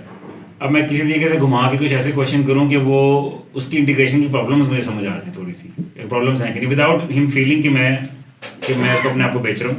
तो बोलूँगा यार अच्छा तुम्हारे पास तो बहुत सारे सिस्टम्स होंगे, for example I would start like this, के तो पेप्सी में तो जनाब बेतहाशा सिस्टम्स होंगे, वो आपस में इंटीग्रेशन वगैरह कैसे करते हैं, कौन करता है, तुम इन्वेस्टिंग कैसे करते हो, हाँ कैसे करते हैं, और मसले मसाइल कैसे आते हैं, ये इतने सिस्टम कैसे इंटीग्रेट होते हैं, वो जब वो फिर कहानी अगर वो प्रॉब्लम समझाना शुरू हो गया उस चीज़ की जिसकी दवाई मेरे पास पड़ी है, तो then I will bring my medicine out at some point, ठीक है।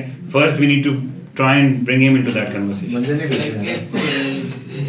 क्लासिक सिनेरियो की शादी पे एक अंकल के साथ आपको उठा दिया गया है जिसको you don't know him, so to start off the conversation what we can do is that उनको ब्लैक करने का मौका दिया जाए अपनी कंपनी के बारे में या अपने एम्प्लॉयज़ के बारे में कि यार अच्छा यार बहुत क्या अच्छा करते हो, what is the day to day job, आप क्या कर रहे होते हो रेगुलरली, तो वो वहाँ से शुरू हो जाते हैं कि यार मैं तो इतना पहाड़ उखाड़ लिए मैंने अपनी कंपनी के अंदर, तो हमारी कंपनी तो ये करती है, वो पहले अपना वो जो भड़ास निकाल देते हैं कि हाउ गुड दे आर, फिर आप नेक्स्ट क्वेश्चन ये पूछ सकते हो कि यार व्हाट्स योर पेन पॉइंट्स, फिर वो भड़ास निकालते हैं अपने एम्प्लॉइज की या अपने पेन पॉइंट्स।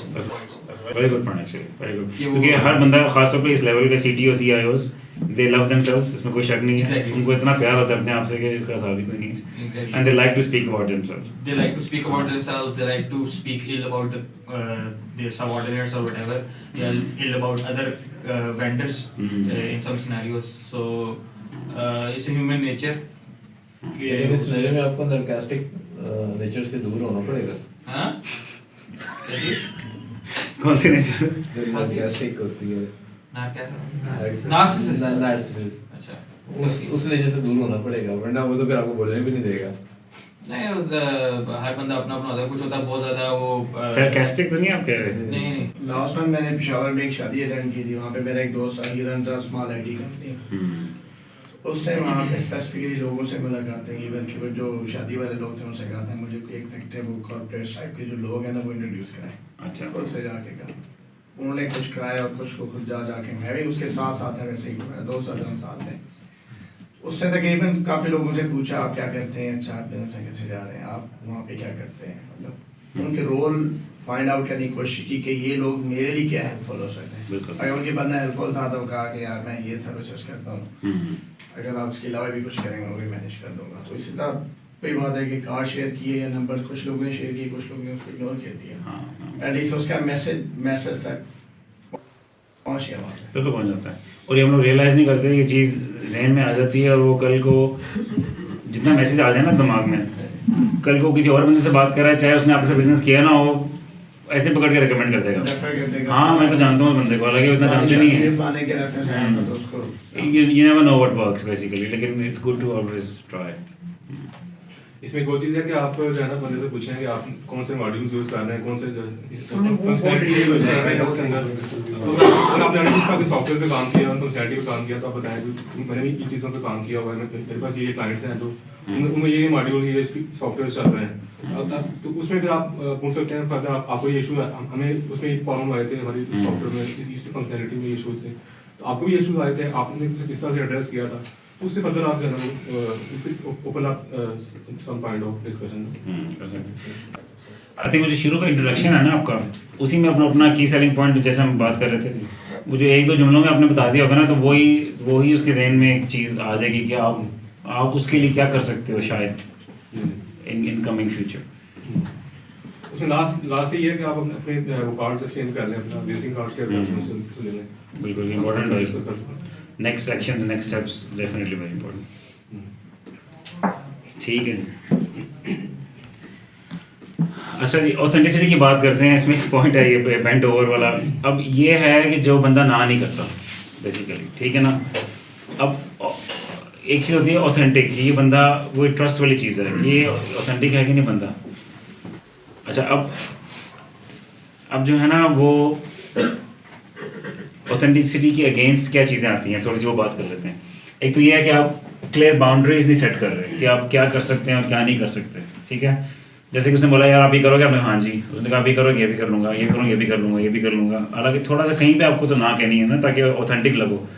अगर कोई मुझे कहे कि जी आप जावा स्क्रिप्ट का फ्रंट एंड भी कर लेंगे, मैं हाँ कह दूँ, क्योंकि मुझे पता है मुझे नहीं आती जावास्क्रिप्ट और फ्रंट एंड में I would do a horrible job at it. मैं सीधा कहता हूँ यार I am not a UI person, so I can't do it, but may be I can refer you to my team और somebody else who knows how to do it, ठीक है।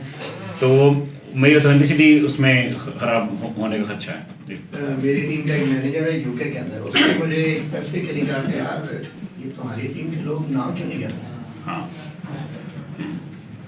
मतलब मेरी अपनी टीम से यहाँ मीटिंग में मैंने कहा था यार ईजी होकर काम किया करो, आज एक्सपेक्टेशन बहुत हाई इंक्रीज कर देंगे, तब को वो सेम एक्सपेक्ट करेंगे आप लोग डिलीवर नहीं कर सकेंगे तो फिर आपकी ये प्रॉब्लम होगा।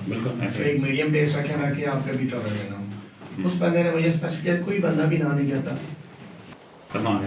तो उसको ऑथेंटिसिटी का डाउट होना शुरू हो जाएगा ऑब्वियसली। मतलब वो कहते हैं यहाँ पे तो लोग सीधा ना कर देते हैं आप लोगों में से कोई। मैंने कहा यार मोस्टली हम लोग ज़्यादा मेहनती होते हैं, इसलिए कोई ना कोई चीज़ जुगाड़ लगा के सीख के हम कर देते हैं, इससे ना नहीं करते। मैं उसका कवर अप कर दिया, फिर मैंने टीम को कहा यार इजी हो जाए करो, ना भी किया करो। असल में इसका थोड़ा सा अगर आप बैकग्राउंड में जाएँ तो कल्चरली जाना है ना, थोड़ा कल्चरल एलिमेंट है इसमें। हम शुरू से अपने बड़ों को कोई भी चीज़ को ना करना ना ज़रा बुरा समझा जाता है। वही हमारे घरों से फिर बात आती है हमारे वर्क एनवायरनमेंट से आगे कि टिपिकली अगर अच्छा बनना है तो हाँ करनी है, जहाँ ना कर दी तो शायद हम बुरे लगेंगे, या ये परसेप्शंस हैं जो कि नहीं होनी चाहिए। दूसरा लोग ये भी फील करते हैं कि शायद हमारी पोजीशन लूजर है। हाँ जी, हाँ ये भी। फॉर एग्जांपल मैं हमेशा इनका कहते तो मुझे CSS का साइनिंग का काम नहीं आता, मैं नहीं करूँगा, जो मर्जी है ये करता रह करते हैं। मेरे बॉस को सबको पता है कि he won't do any signing work, वो खुद करता है। और समटाइम्स कस्टमर को चैलेंज पसंद आता है कि आप उनको चैलेंज करें, थोड़ा सा चैलेंज करें कि वो कहेगा यार ये 5 दिन में करो, बोले तो नहीं होगा 5 दिन में, क्यों नहीं होगा, थोड़ा सा आर्ग्यूमेंट दो अपने साथ, बताओ ये इसलिए नहीं होगा, इसलिए नहीं होगा, इसलिए नहीं होगा, कहेंगे अच्छा। उनको पता भी होता है कभी कभी, वो ना आपको वैसे ही टेस्ट कर रहे होते हैं कि देखता हूँ मैं अगर मेरा ये मान गया 5 दिन में तो क्या चाहिए। उसको पता होता है 5 दिन का काम नहीं 10 दिन का काम है, वो बोलेगा 5 दिन में कर दोगे। अगर आपने कह दी हाँ तो बल्ले बल्ले हो गई, लेकिन अगर आपने ना की तो he kind of knows again their people should understand. अगर वो नहीं समझ आ रही उसको, बिल्कुल नॉन टेक्निकल बंदा है तो समझ ही नहीं आ रही, फिर थोड़ा सा ज़रा डिटेल में जाना पड़ता है। बट टिपिकली ना कहने से जो है ना वो काम थोड़ा सा ठीक चलता है। वो देखें वही चीज़ है कि वो आपको as a professional partner respect नहीं मिलेगी अगर आप हर चीज़ पे ना करोगे तो। और आपका अपना लिमिट, पोटेंशियल लिमिट होगा। मैं आपको अपनी पर्सनल एग्जांपल देता हूँ। मैं 3 साल शुरू में मैंने जब गोल्ड पार्टनर कंपनी के लिए मैंने काम किया तो मेरे फीडबैक में आता था सब कुछ ठीक है, नीचे एक लाइन जुमला लिखा होता था, लर्न टू से नो। वो बोले आपकी टीम वाली बात, क्योंकि एज ए जूनियर डेवलपर्स यही होता है। पहले साल फीडबैक आया लर्न टू से नो, दूसरे साल फीडबैक आया लर्न टू से नो, तो 2 साल तो मुझे यही कहते रहे कि भाई ना कहे, भाई ना कह दे, तेरी मेहरबानी है। और मैंने क्या किया as a result, I burn my self, burn in the sense कि मैंने एक सुप्रीम कोर्ट का एक काम था, ना नहीं की, दिन भी लगाए, रातें भी लगाए, वहीं बैठे हैं सुप्रीम कोर्ट के अंदर ही सो रहे हैं, वहीं उठ रहे हैं, और वो मजबूरी से काम 6 दिन का जो है वो करके आना पड़ रहा है, क्योंकि जी पहले हिम्मत ना की नहीं हुई, उसके बाद 10 दिन लग समझ गई। ठीक है, तो these are all hard lessons. अच्छा, वो अब वही बात आ गई कि फियर होता है लोगों में, जेन्युइन फियर है टू से नो, कि जी दूसरा बंदा हमें डिसलाइक करेगा, हमें पसंद नहीं करेगा, बुरा समझेगा, हम अच्छे टीम प्लेयर नहीं रहेंगे शायद, ठीक है, कस्टमर शायद हमारे लिए ज़रा बुरी बात करेगा, ठीक है। तो इसकी इम्प्लीकेशन क्या है कि आप ओवर कमिट करेंगे, अंडर डिलीवर करेंगे, तो ये चीज़ उससे ज़्यादा बुरी हो जाएगी जो कि हम कभी कभी रियलाइज़ नहीं करते। और ऑब्वियसली क्लियर एक्सपेक्टेशन अगर सेट नहीं होगी तो ऑथेंटिसिटी आपकी जो है वो हर्ट होगी। अच्छा, ये थोड़े से बेसिक कुछ टेक्निक्स हैं कि आप कैसे बाउंड्रीज को सेट कर सकते हैं। अब एक बंदा आपको कह रहा है कि जी बताओ ये करोगे कि नहीं 5 दिन में। अब मसला ये है कि you don't have enough information. ये टिपिकली अक्सर होता है, हाँ इतनी इन्फॉर्मेशन ही नहीं है कि लेकिन मुझे लग रहा है, मेरी गट फील है कि यार ये काम तो 2 हफ्ते का है, ये मुझे 1 हफ्ता कह रहा है। तो इसको एक वो रिपकॉर्ड टूल कहते हैं कि आप थोड़ा डिले कर दो उसको, try to gather more information, ठीक है। एक रिसेंटली एक प्रपोजल था अगेन फॉर द कस्टमर, उसने बोला यार ये प्रपोजल लिख दो अगले 2 दिन में। मैंने कहा यार अभी ना नहीं, 2 मीटिंग्स और टीम के साथ अरेंज करनी है, उन लोगों के साथ, और टेक्निकल टीम के साथ मीटिंग अरेंज करनी है, क्योंकि मेरे पास कुछ क्वेश्चंस हैं, तो वो मैं क्वेश्चंस क्लियर करूँगा तो फिर मैं आपको एस्टिमेट दूँगा, ठीक है। अब मैं उसको प्लीज़ करने के लिए उसको कहता हाँ जी ठीक है मैं आपको प्रपोजल दे देता हूँ। अब मुझे पता है कि मेरे पास इन्फॉर्मेशन ही नहीं है, ठीक है, तो थोड़ा सा ज़रा वहाँ मैं उसको ना की, थोड़ा वो डिस्प्लीज भी हुआ, कहता यार ये देना था, हमने 2 दिन में प्रपोजल देना था। मैंने कहा आई कैन अंडरस्टैंड देना है, लेकिन आई नीड मोर मीटिंग्स, मुझे टाइम और चाहिए, ठीक है, गेट दैट टाइम, क्योंकि वो करके I have saved you know the following many weeks of misery. कुछ टेक्निक्स ये भी हैं कि क्या आप उसको डेलीगेट कर सकते हैं, जैसे वो बात हो रही है कि आप जावास्क्रिप्ट का काम खुद नहीं कर सकते, तो क्या डेलीगेट कर सकते हैं, दैट इज़ अनदर थिंग। ये वही बात आ गई कि मैं ये तो नहीं कर सकता, लेकिन मैं I can do may be, हो सकता है, लेकिन हम एक कुछ कर सकते हैं, हाँ वहाँ तक बिल्कुल पहुँच जाते हैं। बिल्कुल एग्जैक्टली। और ये एक मज़े का पॉइंट है ये कि अगर आपने किसी चीज़ को हाँ कर दिया ना, तो एक्चुअली आपने किसी और चीज़ को ना की है बिहाइंड द सीन, क्योंकि अगर आपने हाँ की एक चीज़ को, मीन्स अब आपने कमिटमेंट कर ली, जब कमिटमेंट कर ली तो आपका टाइम ब्लॉक हो गया, तो उस टाइम में अगर आप कुछ और कर सकते थे which may have been more important for the customer, वो आप नहीं कर पाएंगे। तो यू नीड टू अंडरस्टैंड कि अगर एक चीज़ पे कमिट किया है तो क्या चीज़ उससे कॉम्प्रोमाइज़ होगी। अगेन इसको ज़रा पॉजिटिव तरीके से लेना है, अब हम हर चीज़ को ना कर देंगे, कुछ करेंगे नहीं तो वो भी काम ख़राब है। अब वो ये सारे स्लाइड्स 9 पे ही हैं बेसिकली, ठीक है ना। तो ये कस्टमर वाली बात है कि मोस्ट कस्टमर्स आर रीजनेबल, और जो कॉन्सिक्वेंसेस हैं हाँ करने के, वो वर्स हो सकते हैं ना करने की बजाय। और ये भी बात हमने डिस्कस की कि समटाइम्स जो है ना वो वॉकआउट करना भी ठीक रहता है, कि अगर मुझे हाँ से ही कस्टमर मानेगा और मेरी ना नहीं सुन रहा, तो मे बी उससे कि ये वाला काम है, लेट्स अग्री टू डिसएग्री, और ये काम हम कर नहीं सकते। अच्छा जी, एंग्री कस्टमर्स की बात आ गई, dealing with many angry customers. तो I think some of this points you already covered. Listen करना ज़रूरी है, इंटरप्ट ना करें, लेट देम टॉक, उनको भड़ास निकालने दें ज़रा अपनी अच्छी तरह से। और अगर उनको फील होगा ना कि आप सुन नहीं रहे बात, तो दैट मीन्स वो फ्रस्ट्रेशन फिर इंक्रीज़ ही करेगी और वो दोबारा शायद रिपीट भी करेंगे उसको। अच्छा, एक चीज़ और बहुत इंपॉर्टेंट है, और ये मेरी टीम में भी होती है, और मैं अक्सर उनको भी यही कहता हूँ। मैंने कुछ काम दिया करने के लिए, और उन्होंने कहा ठीक है, and they went, they spend 3 days 4 days on something, they showed me the work, और वो था ही नहीं जो मैंने मांगा था। ऐसा हुआ आप लोगों के साथ? अक्सर हुआ है। अच्छा, अब वो सिर्फ 20 सेकंड या 25 सेकंड का काम था, अगर वो हो जाता तो 3 दिन 4 दिन बच जाते। वो होता है रिकन्फर्म करना, ठीक है। मैं आपसे आसिम से कोई काम कह रहा हूँ, आसिम आपने मुझे रिपीट करना है कि क्या इमरान भाई आपने ये बोला और यही बोला ना, मैं कहूँगा हाँ मैंने यही बोला। मुझे भी रीश्योरेंस हो गई कि यार इसको वो बात समझ आ गई, और आसिम को भी रिकन्फर्म हो गया कि मैंने यही चीज़ मांगी थी, ठीक है। तो ये लाजमी अपने कस्टमर के साथ करें, उसकी चीज़ को रिपीट करें कि भाई क्या is this what you said. वो बुरा कभी नहीं मनाएगा, वो 2 चीज़ों से सेटिस्फाई होगा। एक चीज़ तो ये, उसको ये कंफर्म हो जाएगा कि आपने उसकी बात सुनी, you listen to him. Second thing ये, उसको ये भी कंफर्म हो जाएगा कि आप समझ भी गए, आपने सुन भी ली। सुनना और समझने में फ़र्क है। सुन तो ली, वो तो ठीक है, और समझ भी ली, ठीक है। सुन ली और समझ ली तो काम सेट हो गया। अच्छा, अब ये होता है अक्सर मीटिंग्स में ऐसा होता है, वैसे कस्टमर में इतने बंदे बैठे हैं, ठीक है ना, अब सारे आप लोग बात कर रहे हो। अब मैं हर एक के लिए तो नहीं कहूँगा जहाँ से आपने ये कहा था, आपने ये कहा था, आपने ये कहा था, तो अक्सर वो ऑड हो जाता है ऐसी सिचुएशन में जिसमें लार्ज ग्रुप हो। In that case it's very simple, आप इंस्ट्रक्शंस को नोट बना के ईमेल में डाल दें सारे ग्रुप को कि जी based on our discussion we will do XYZ, please correct me if I am wrong. इतना सा लाइन लिखनी है नीचे। अब आगे 4 दिन आपके ज़ाया नहीं हो सकते, क्योंकि अगर वो ज़ाया होंगे, कस्टमर के कहा मैंने तो मांगा नहीं था, तो वो ईमेल पड़ी हुई थी, आप ठगला के वो भाई ईमेल में मैंने की थी, मैंने यही किया है जो मैंने कहा था, दैट्स इट, कॉन्फ्लिक्ट खत्म हुई। इसमें बोल दीजिए कि आप ईमेल का रिप्लाई ले रहे हैं उससे, रिप्लाई भी लड़की आपने नीचे लिख दिया है ना, please correct me if I am wrong, तो अगर कोई मसला है तो वो उसको वही बता देगा। 2 दिन पहले ऐसा एक जेन्युइन केस हुआ मेरी टीम के अंदर। मेरा एक टीम मेंबर है जो कि he is very good in logics and very good in communication skills also. उसको एक प्रॉब्लम था, उसको हमने एक नया टास्क पे लगाया।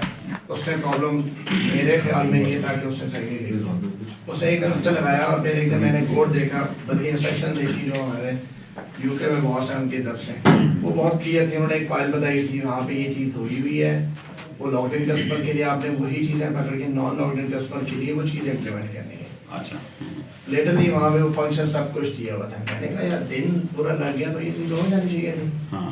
मैंने उसको देखना शुरू किया और मैंने उस डेवलपर्स की कम्युनिकेशन देखी, उसने बॉस से डायरेक्ट कम्युनिकेट करके ना उसकी चीज़ें आगे पीछे करके वो हमारा एक चैनल है जीरा, उसके अंदर डाल दी कि ये एग्रीड है, ये एग्रीड है। और देन वो उसमें एक API का रेफरेंस था, जस्ट उसने कहा था कि API का रिस्पॉन्स ऐसे आता है और इसको यूज़ करके हम ये करते हैं।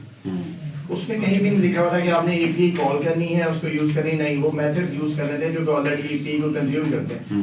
तो गलत डायरेक्शन में चला गया, API की जरिए से कैसे कॉल होगी, क्या होगा। मैंने वो सारा प्रॉब्लम दोबारा से पढ़ा, उसके मैंने कहा भी ऐसे नहीं, ऐसे ऐसे है। वो मेरी बात मानने को तैयार नहीं था। वो कहते फलाना बना तो ये कह रहा है, फिर वो स्टीफन तो ये कह रहा है, आप ये कह रहे हैं। मैंने कहा यार आप मेरी रिस्पॉन्सिबिलिटी पे ये करो, मैं स्टीफन को खुद क्लियर कर देता हूँ। उसने कहा चलें ठीक है, चलें ठीक है। मैंने उसको उस डायरेक्शन पे लगा दिया। फिर मैंने एक नोट लिखा, जैसे आप कह रहे हैं पॉइंट्स लिखे, बिल्कुल स्टीफन की क्लैरिफिकेशन, ताकि ये और वो दोनों स्टीफन एक पॉइंट रह गए। बिल्कुल एग्जैक्टली रिफ्रेश करके मैंने कहा ये मैंने इसको कहा ये करना है, ये पॉइंट है ठीक है। वो स्टीफन कहता है यस बिल्कुल ऐसे ही करना है। दैट्स इट, कंफर्मेशन आ गया, अगले घंटे में काम हो गया। मतलब अगर मैं ये इंटरव्यू ना करता तो मे भी 2 दिन वो लगा रहता, फिर एंड में आप कहता यार ये कैसे होगा। टाइम बहुत वेस्ट होता है, बहुत ज़्यादा मिसकम्युनिकेशन में जितना टाइम वेस्ट होता है, और खासतौर पर ऑफ शोरिंग के सिनेरियो में जहाँ पे नॉन वर्बल कम्युनिकेशन जो है वो नहीं है, बॉडी क्यूज नहीं मिलते। एक बंदे को समझ नहीं आ रही ना, अब आप बैठे हैं आपसे, मैं आपको कुछ कह रहा हूँ, थोड़ा सा आप ना शक्ल ऐसे बनाएंगे ना ऐसे, तो लगेगा, मुझे लग जाएगा कि ये कह रहा है क्या, या ना आपने क्या बोला लेकिन बोला नहीं, अपनी आंखों से क्या दिखाया आपने। तो वो एक मुझे नॉन वर्बल क्लू मिल गया, मैं आपको दोबारा क्लियर कर दूंगा। अब कॉल पे बैठे हैं, कहाँ से मिलेगा नॉन वर्बल क्लू, ठीक है ना। तो you need to be explicit. बोलेंगे भाई क्या तूने यही बोला था, रिकन्फर्म करें, जैसे जहाज़ की टिकट रिकन्फर्म होती है ऐसे रिकन्फर्म करेंगे, यही चीज़ करनी है। अच्छा जी, अब थोड़ा how we doing with time, so I think we got 15 minutes only, so we will try and see एक दो चीज़ें और टॉपिक्स और हम कवर करते हैं। Empathy का जिक्र it has come up a few times, so we need to talk about it. So अब एक customer is angry, ठीक है ना, अब you need to respond to his feelings, not just technical issue, ठीक है ना। अब वो angry है, गुस्से में है, वो जनाब आपको बता रहे हैं और आप उसे बोल दें नहीं error code this API this, आप सिर्फ API error codes की बात कर रहे हैं, लेकिन थोड़ा सा उसकी feeling भी समझें कि वो if he is angry, why is he angry, थोड़ा सा उसका anger, उसकी feelings को address करने की कोशिश करें। So try to be more think about it कि वो क्या सोच रहा है, वो किस चीज़ से गुजर रहा है और क्यों गुजर रहा है, उसी को एम्पैथी करनी है।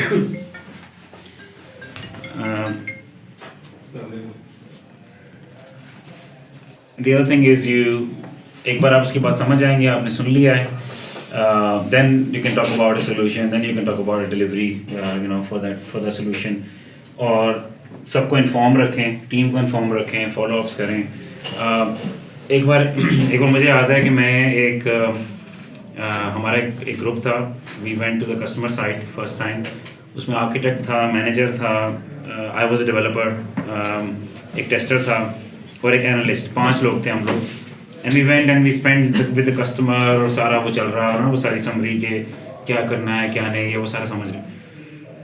अब एट दैट पॉइंट बहुत सी चीज़ें थी जो वहाँ उस कमरे में हमने सुनी, कस्टमर की प्रॉब्लम्स वगैरह वो, तो नोट टेकिंग मुझे वहाँ रियलाइज़ हुआ कि ना तो वो आर्किटेक्ट ना manager, nobody was taking notes, ठीक है, सब बस बैठे सुन रहे हैं, चाय चल रही थी, बिस्किट पड़े थे, तो बस वो चाय बिस्किट पे फोकस था, कस्टमर बोल रहा है, नोट्स कोई ले नहीं रहा, right.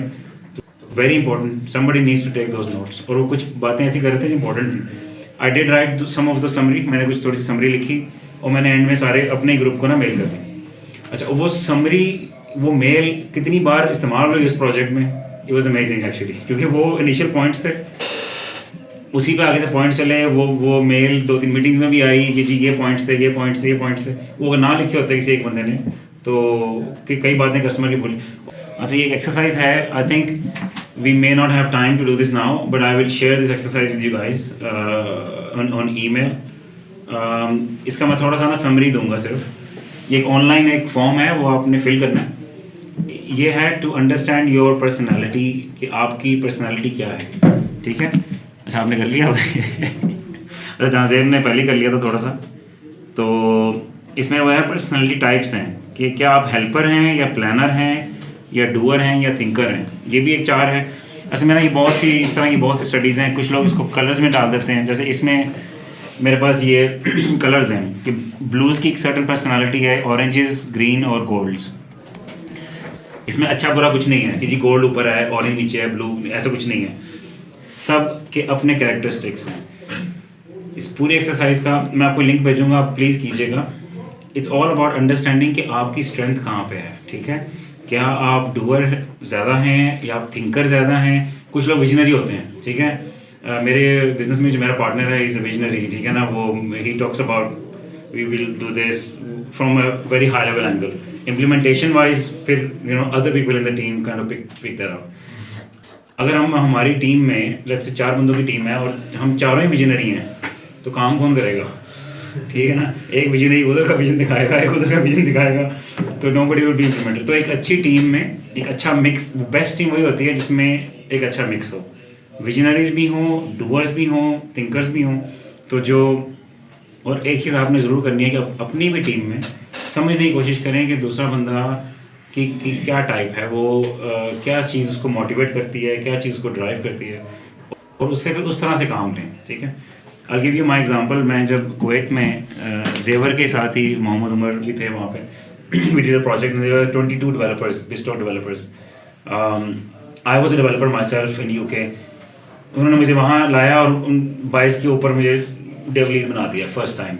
For me it was a huge learning curve क्योंकि मेरे पास people skills were almost next to nothing। Developer था मैं, कोड लिखना का शौक था मुझे। एकदम 22 बंदे आ गए। अब वो 22 बंदों को कैसे डील करना है और उनकी पर्सनालिटीज़ क्या हैं, that was big learning curve for me. लेकिन मैंने सीखा आहिस्ता आहिस्ता, टाइम लगा मुझे और मैंने मतलब बुरे डिसीजन भी लिए, लेकिन eventually I think I work well with the team. और वो जब वर्क वेल वाला टाइम आया ना, वो टाइम तब था जब मैं समझ गया कि लोगों की मोटिवेशंस क्या है और वो काम कैसे करते हैं। सम पीपल वर क्या मुझे आप बताएं करना क्या है और उसके बाद मुझे छोड़ दें अपने हाल में, एक हफ्ते बाद हमारा ये काम हुआ होगा। मैं अगर दूसरी बार भी जाऊँगा, तीसरी बार, उसके बाद तो वो बुरा मनाना शुरू कर देगा। आपने मुझे समझा तो दिया, बस मैं कर दूँगा, फिक्र की क्या बात है। People would take responsibility, they will make sure they will do it. ऐसे भी लोग थे अभी काम लेके वहाँ गए हैं और 5 मिनट बाद वो घूम चुके हैं, उनको पता ही नहीं। उनको कांस्टेंट अटेंशन चाहिए, कांस्टेंट टाइम चाहिए, कांस्टेंट वो पाथ से निकल जाते हैं। थोड़ी देर बाद नहीं पूछा तो वो इधर भेजा था तो वो इधर मुड़ना शुरू हो गया। उसको बोला भाई वापस लाइन पे आ जा प्लीज़, ठीक है। But you need to understand in your team कि कौन से वो लोग हैं जो इंडिपेंडेंट हैं, सेल्फ वाले हैं, खुद ही काम मैनेज कर लेते हैं, कौन से को अटेंशन ज़्यादा देनी है, किसको कम देनी है। हर एक की स्ट्रेंथ्स हैं, तो हर एक की स्ट्रेंथ को एक्सप्लोर करें और उसको उसकी बेस्ट स्ट्रेंथ पे उसको इस्तेमाल करें, ठीक है, अपनी टीम में। और अपनी भी स्ट्रेंथ का अपनी टीम को बताएं, you know what is your strength and how do you like to work. अगर आप डिटेल ओरिएंटेड बनते हैं और आपको डिटेल से हो तो आपको काम कर सकते हो, तो बी ओपन अबाउट इट। अपने लीड को बताओ कि यार मेरे पास डिटेल नहीं है इतनी जितनी मुझे ज़्यादा चाहिए, मुझे प्लीज़ और चीज़ें बताओ। अगर आप थोड़ी डिटेल से खुद ही सोल्यूशन बना लेते हो तो वो भी बता दो, यार मुझे इतनी डिटेल ना बताओ, बस जरूरत नहीं है, मैं खुद ही हिसाब लगा दूँगा, वो भी ठीक है। बट कम्युनिकेट योर स्टाइल, अपना स्टाइल भी कम्युनिकेट करें और दूसरों का भी समझें। It's very important. Same thing applies to your customers, you know, try to understand. इसका मैं लिंक शेयर करूँगा and try and do this exercise.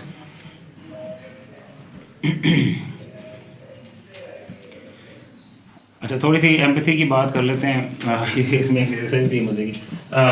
Empathy यही है कि हम थोड़ा सा आप लोग कोई मुझे एग्जांपल दोगे एम्पैथी की?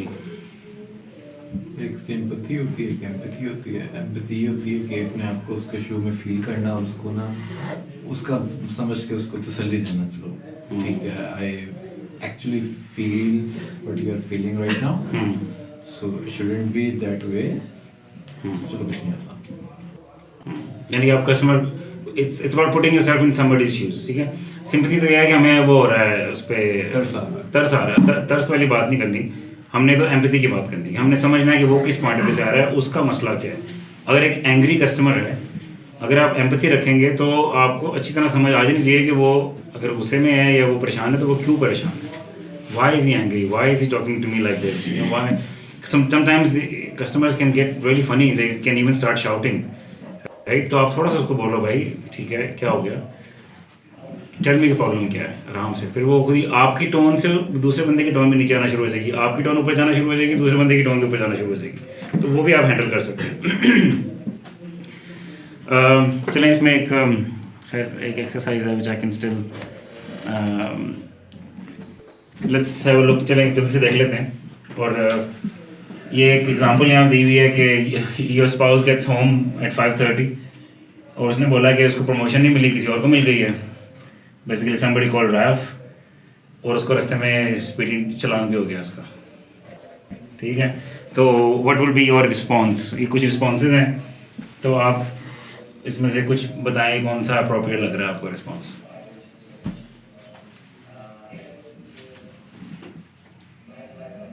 नजर आ रहा है?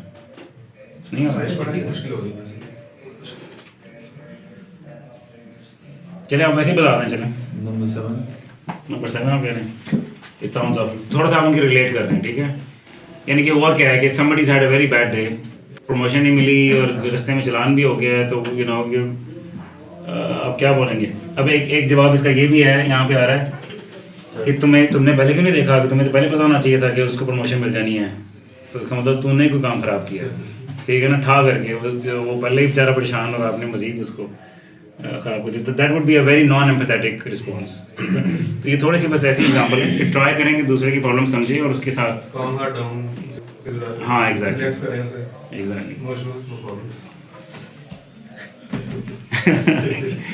अच्छा जी, अभी यार अच्छा ये कुछ सवाल हैं, ये हमें अक्सर ना अपनी बातों में करते हैं, बैठे हैं इवेंट में बैठे हैं, लोगों की एग्जांपल ले रहे होते हैं, कहते हैं यार फलाना बंदा है, पर वो he is a magician basically, वो जिस बंदे से बात करता है काम करा लेता है।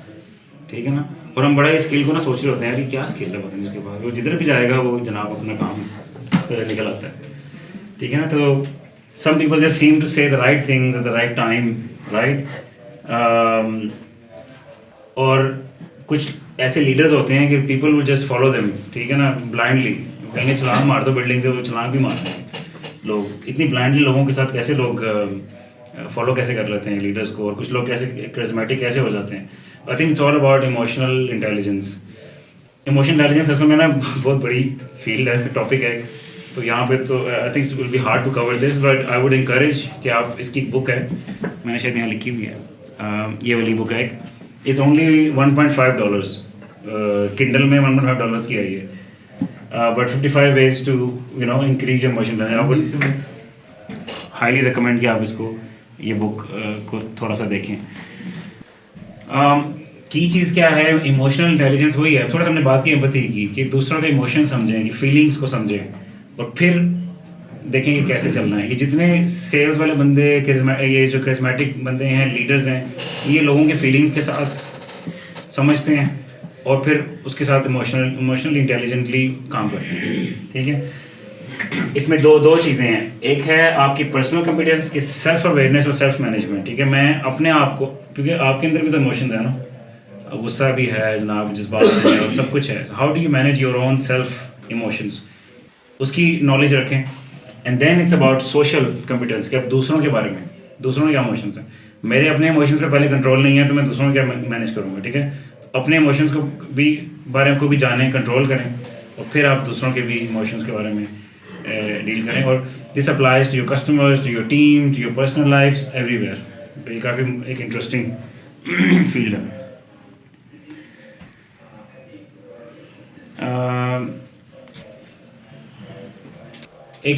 कुछ इफेक्टिव डिसीजन मेकिंग है, इसमें कुछ फनी एग्जांपल्स भी हैं मेरे पास। अक्सर टीम्स में 2-3 चीज़ें हैं जो मैं प्रोजेक्ट के बारे में करूँगा। पहले हमेशा कीप अ डिसीजन लॉग, एक डिसीजन लॉग लाजमी रखें। ठीक है, डिसीजन लॉग बहुत सिंपल सा होता है, कोई ज़्यादा मुश्किल चीज़ नहीं है। हर प्रोजेक्ट में ना एक इस तरह एक्सेल फाइल बनाएं, उसमें डालें डेट, डिसीजन क्या लिया, डिसीजन क्या है जी, कि एग्जांपल ले लेते हैं कि जी रिएक्ट में कोड लिखना है या एंगुलर में लिखना है। मीटिंग हुई कस्टमर के साथ, कस्टमर का आर्किटेक्ट, आप बैठे हैं, 15 मिनट बहस हुई, एक टीम जीत गई, उन्होंने कहा जी रिएक्ट में करना है। अच्छा, लिख लिया जी रिएक्ट, रीज़न क्या है उसका, ठीक है, की वजह क्या थी।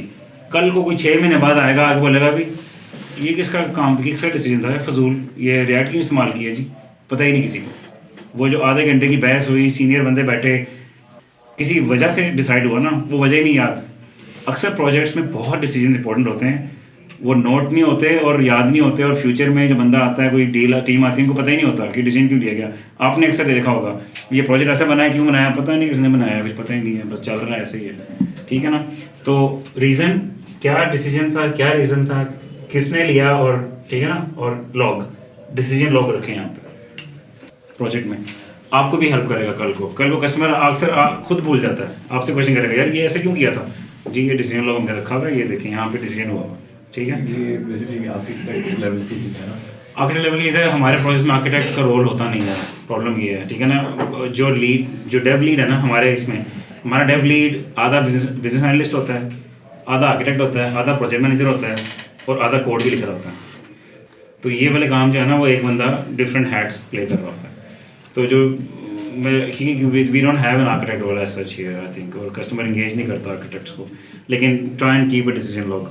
इसमें एक और चीज़ भी है कि आप ईमेल करें, जो भी आप मीटिंग जो की डिसीजन लिए हैं आपने मीटिंग ली है वो ईमेल करना है। इस लॉग को आप शेयर करें ना हर महीने बाद, या जो भी सिंकम मीटिंग है CTO की, ये डिसीजन लॉग थे पूरे प्रोजेक्ट, ठीक है।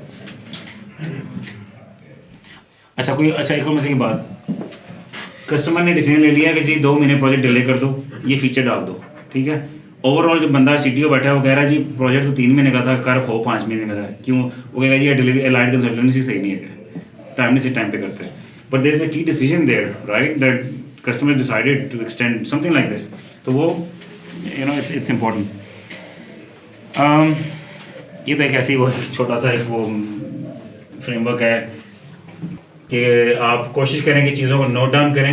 अक्सर डिसीजंस में ना कंपैरिजन होता है, जैसे मैंने रिएक्ट वर्सेस एंगुलर बोला, अब रिएक्ट के कुछ पॉइंट्स होंगे, एंगुलर के कुछ पॉइंट्स होंगे, you need to compare both.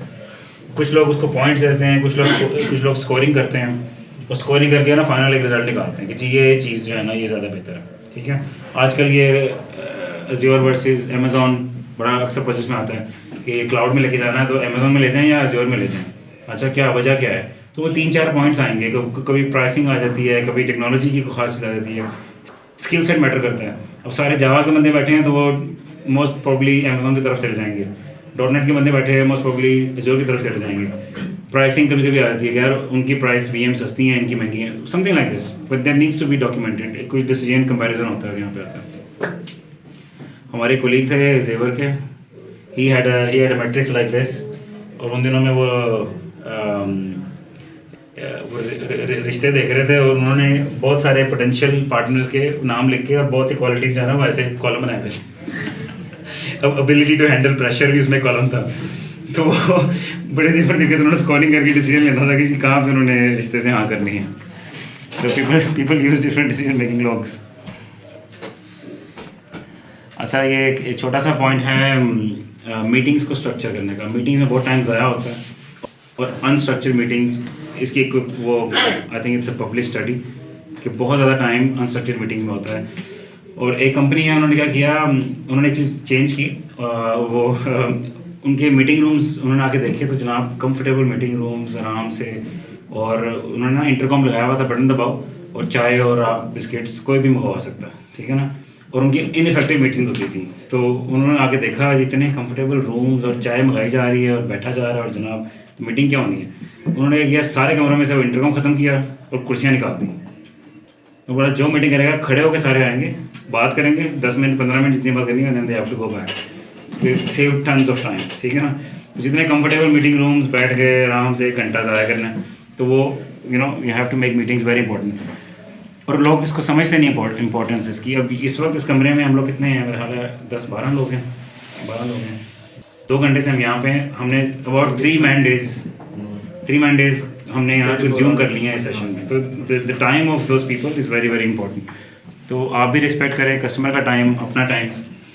अच्छा ये बेसिक सा टूल है कि आप हर एक मीटिंग का एक आउटकम, अगर आप इन्वाइट भेज रहे हैं ना किसी कस्टमर को, ऐसे हेडिंग डाल दें, वो थोड़ा सा ऑर्गेनाइजेशन दिखाएंगे ना अपनी, वो बड़े इंप्रेस हो जाते हैं इस चीज़ से कि यार आउटकम इस मीटिंग से चाहिए क्या मुझे। एक लाइन, ज़्यादा लंबा नहीं। एजेंडा में क्या क्या डिस्कस करना है हमने, 2 पॉइंट्स, ये करना डिस्कस। रोल्स, कौन कौन से बंदे हैं, उनके क्या रोल है, खैर वो बंदों के नाम आ जाएंगे जो मीटिंग अटेंडीज हैं, और अगर कोई रूल्स हैं कि नहीं तो वो आप लिस्ट कर दें। असल मेन चीज़ तो ये है आउटकम और एजेंडा ही अच्छी तरह से डाल देना। अगर आप कि भी ये आउटकम है और ये एजेंडा है, थोड़ा स्ट्रक्चर से मीटिंग को चला लें तो दैट्स वेरी गुड। और एक थोड़े से एटिकेट्स होते हैं जो हम अक्सर मिस कर जाते हैं। कस्टमर के साथ बैक टू बैक मीटिंग्स हो रही हैं, ऐसे रखी होती हैं, एक मीटिंग घंटा, फिर दूसरी मीटिंग, फिर तीसरी मीटिंग, फिर चौथी मीटिंग, 5 मिनट का टाइम भी नहीं सांस देने का। तो वो कुछ लोग ऐसे करते हैं कि 10 मिनट घंटे से ना 10 मिनट पहले मीटिंग खत्म करें, 50 मिनट की मीटिंग रखें, पूरे घंटे की ना रखें। गिव देम टाइम कि वो को बंदा फ्रेश हो जाता है, को बंदे को थोड़ा सांस मिल जाता है, ईमेल चेक करने का टाइम मिल जाता है। I think there were couple more topics, लेकिन we can either I will send some links to you guys, और थोड़ा सा इसको कुछ पॉइंट्स और भी हैं, फैक्टर्स हैं, we can look at it letter.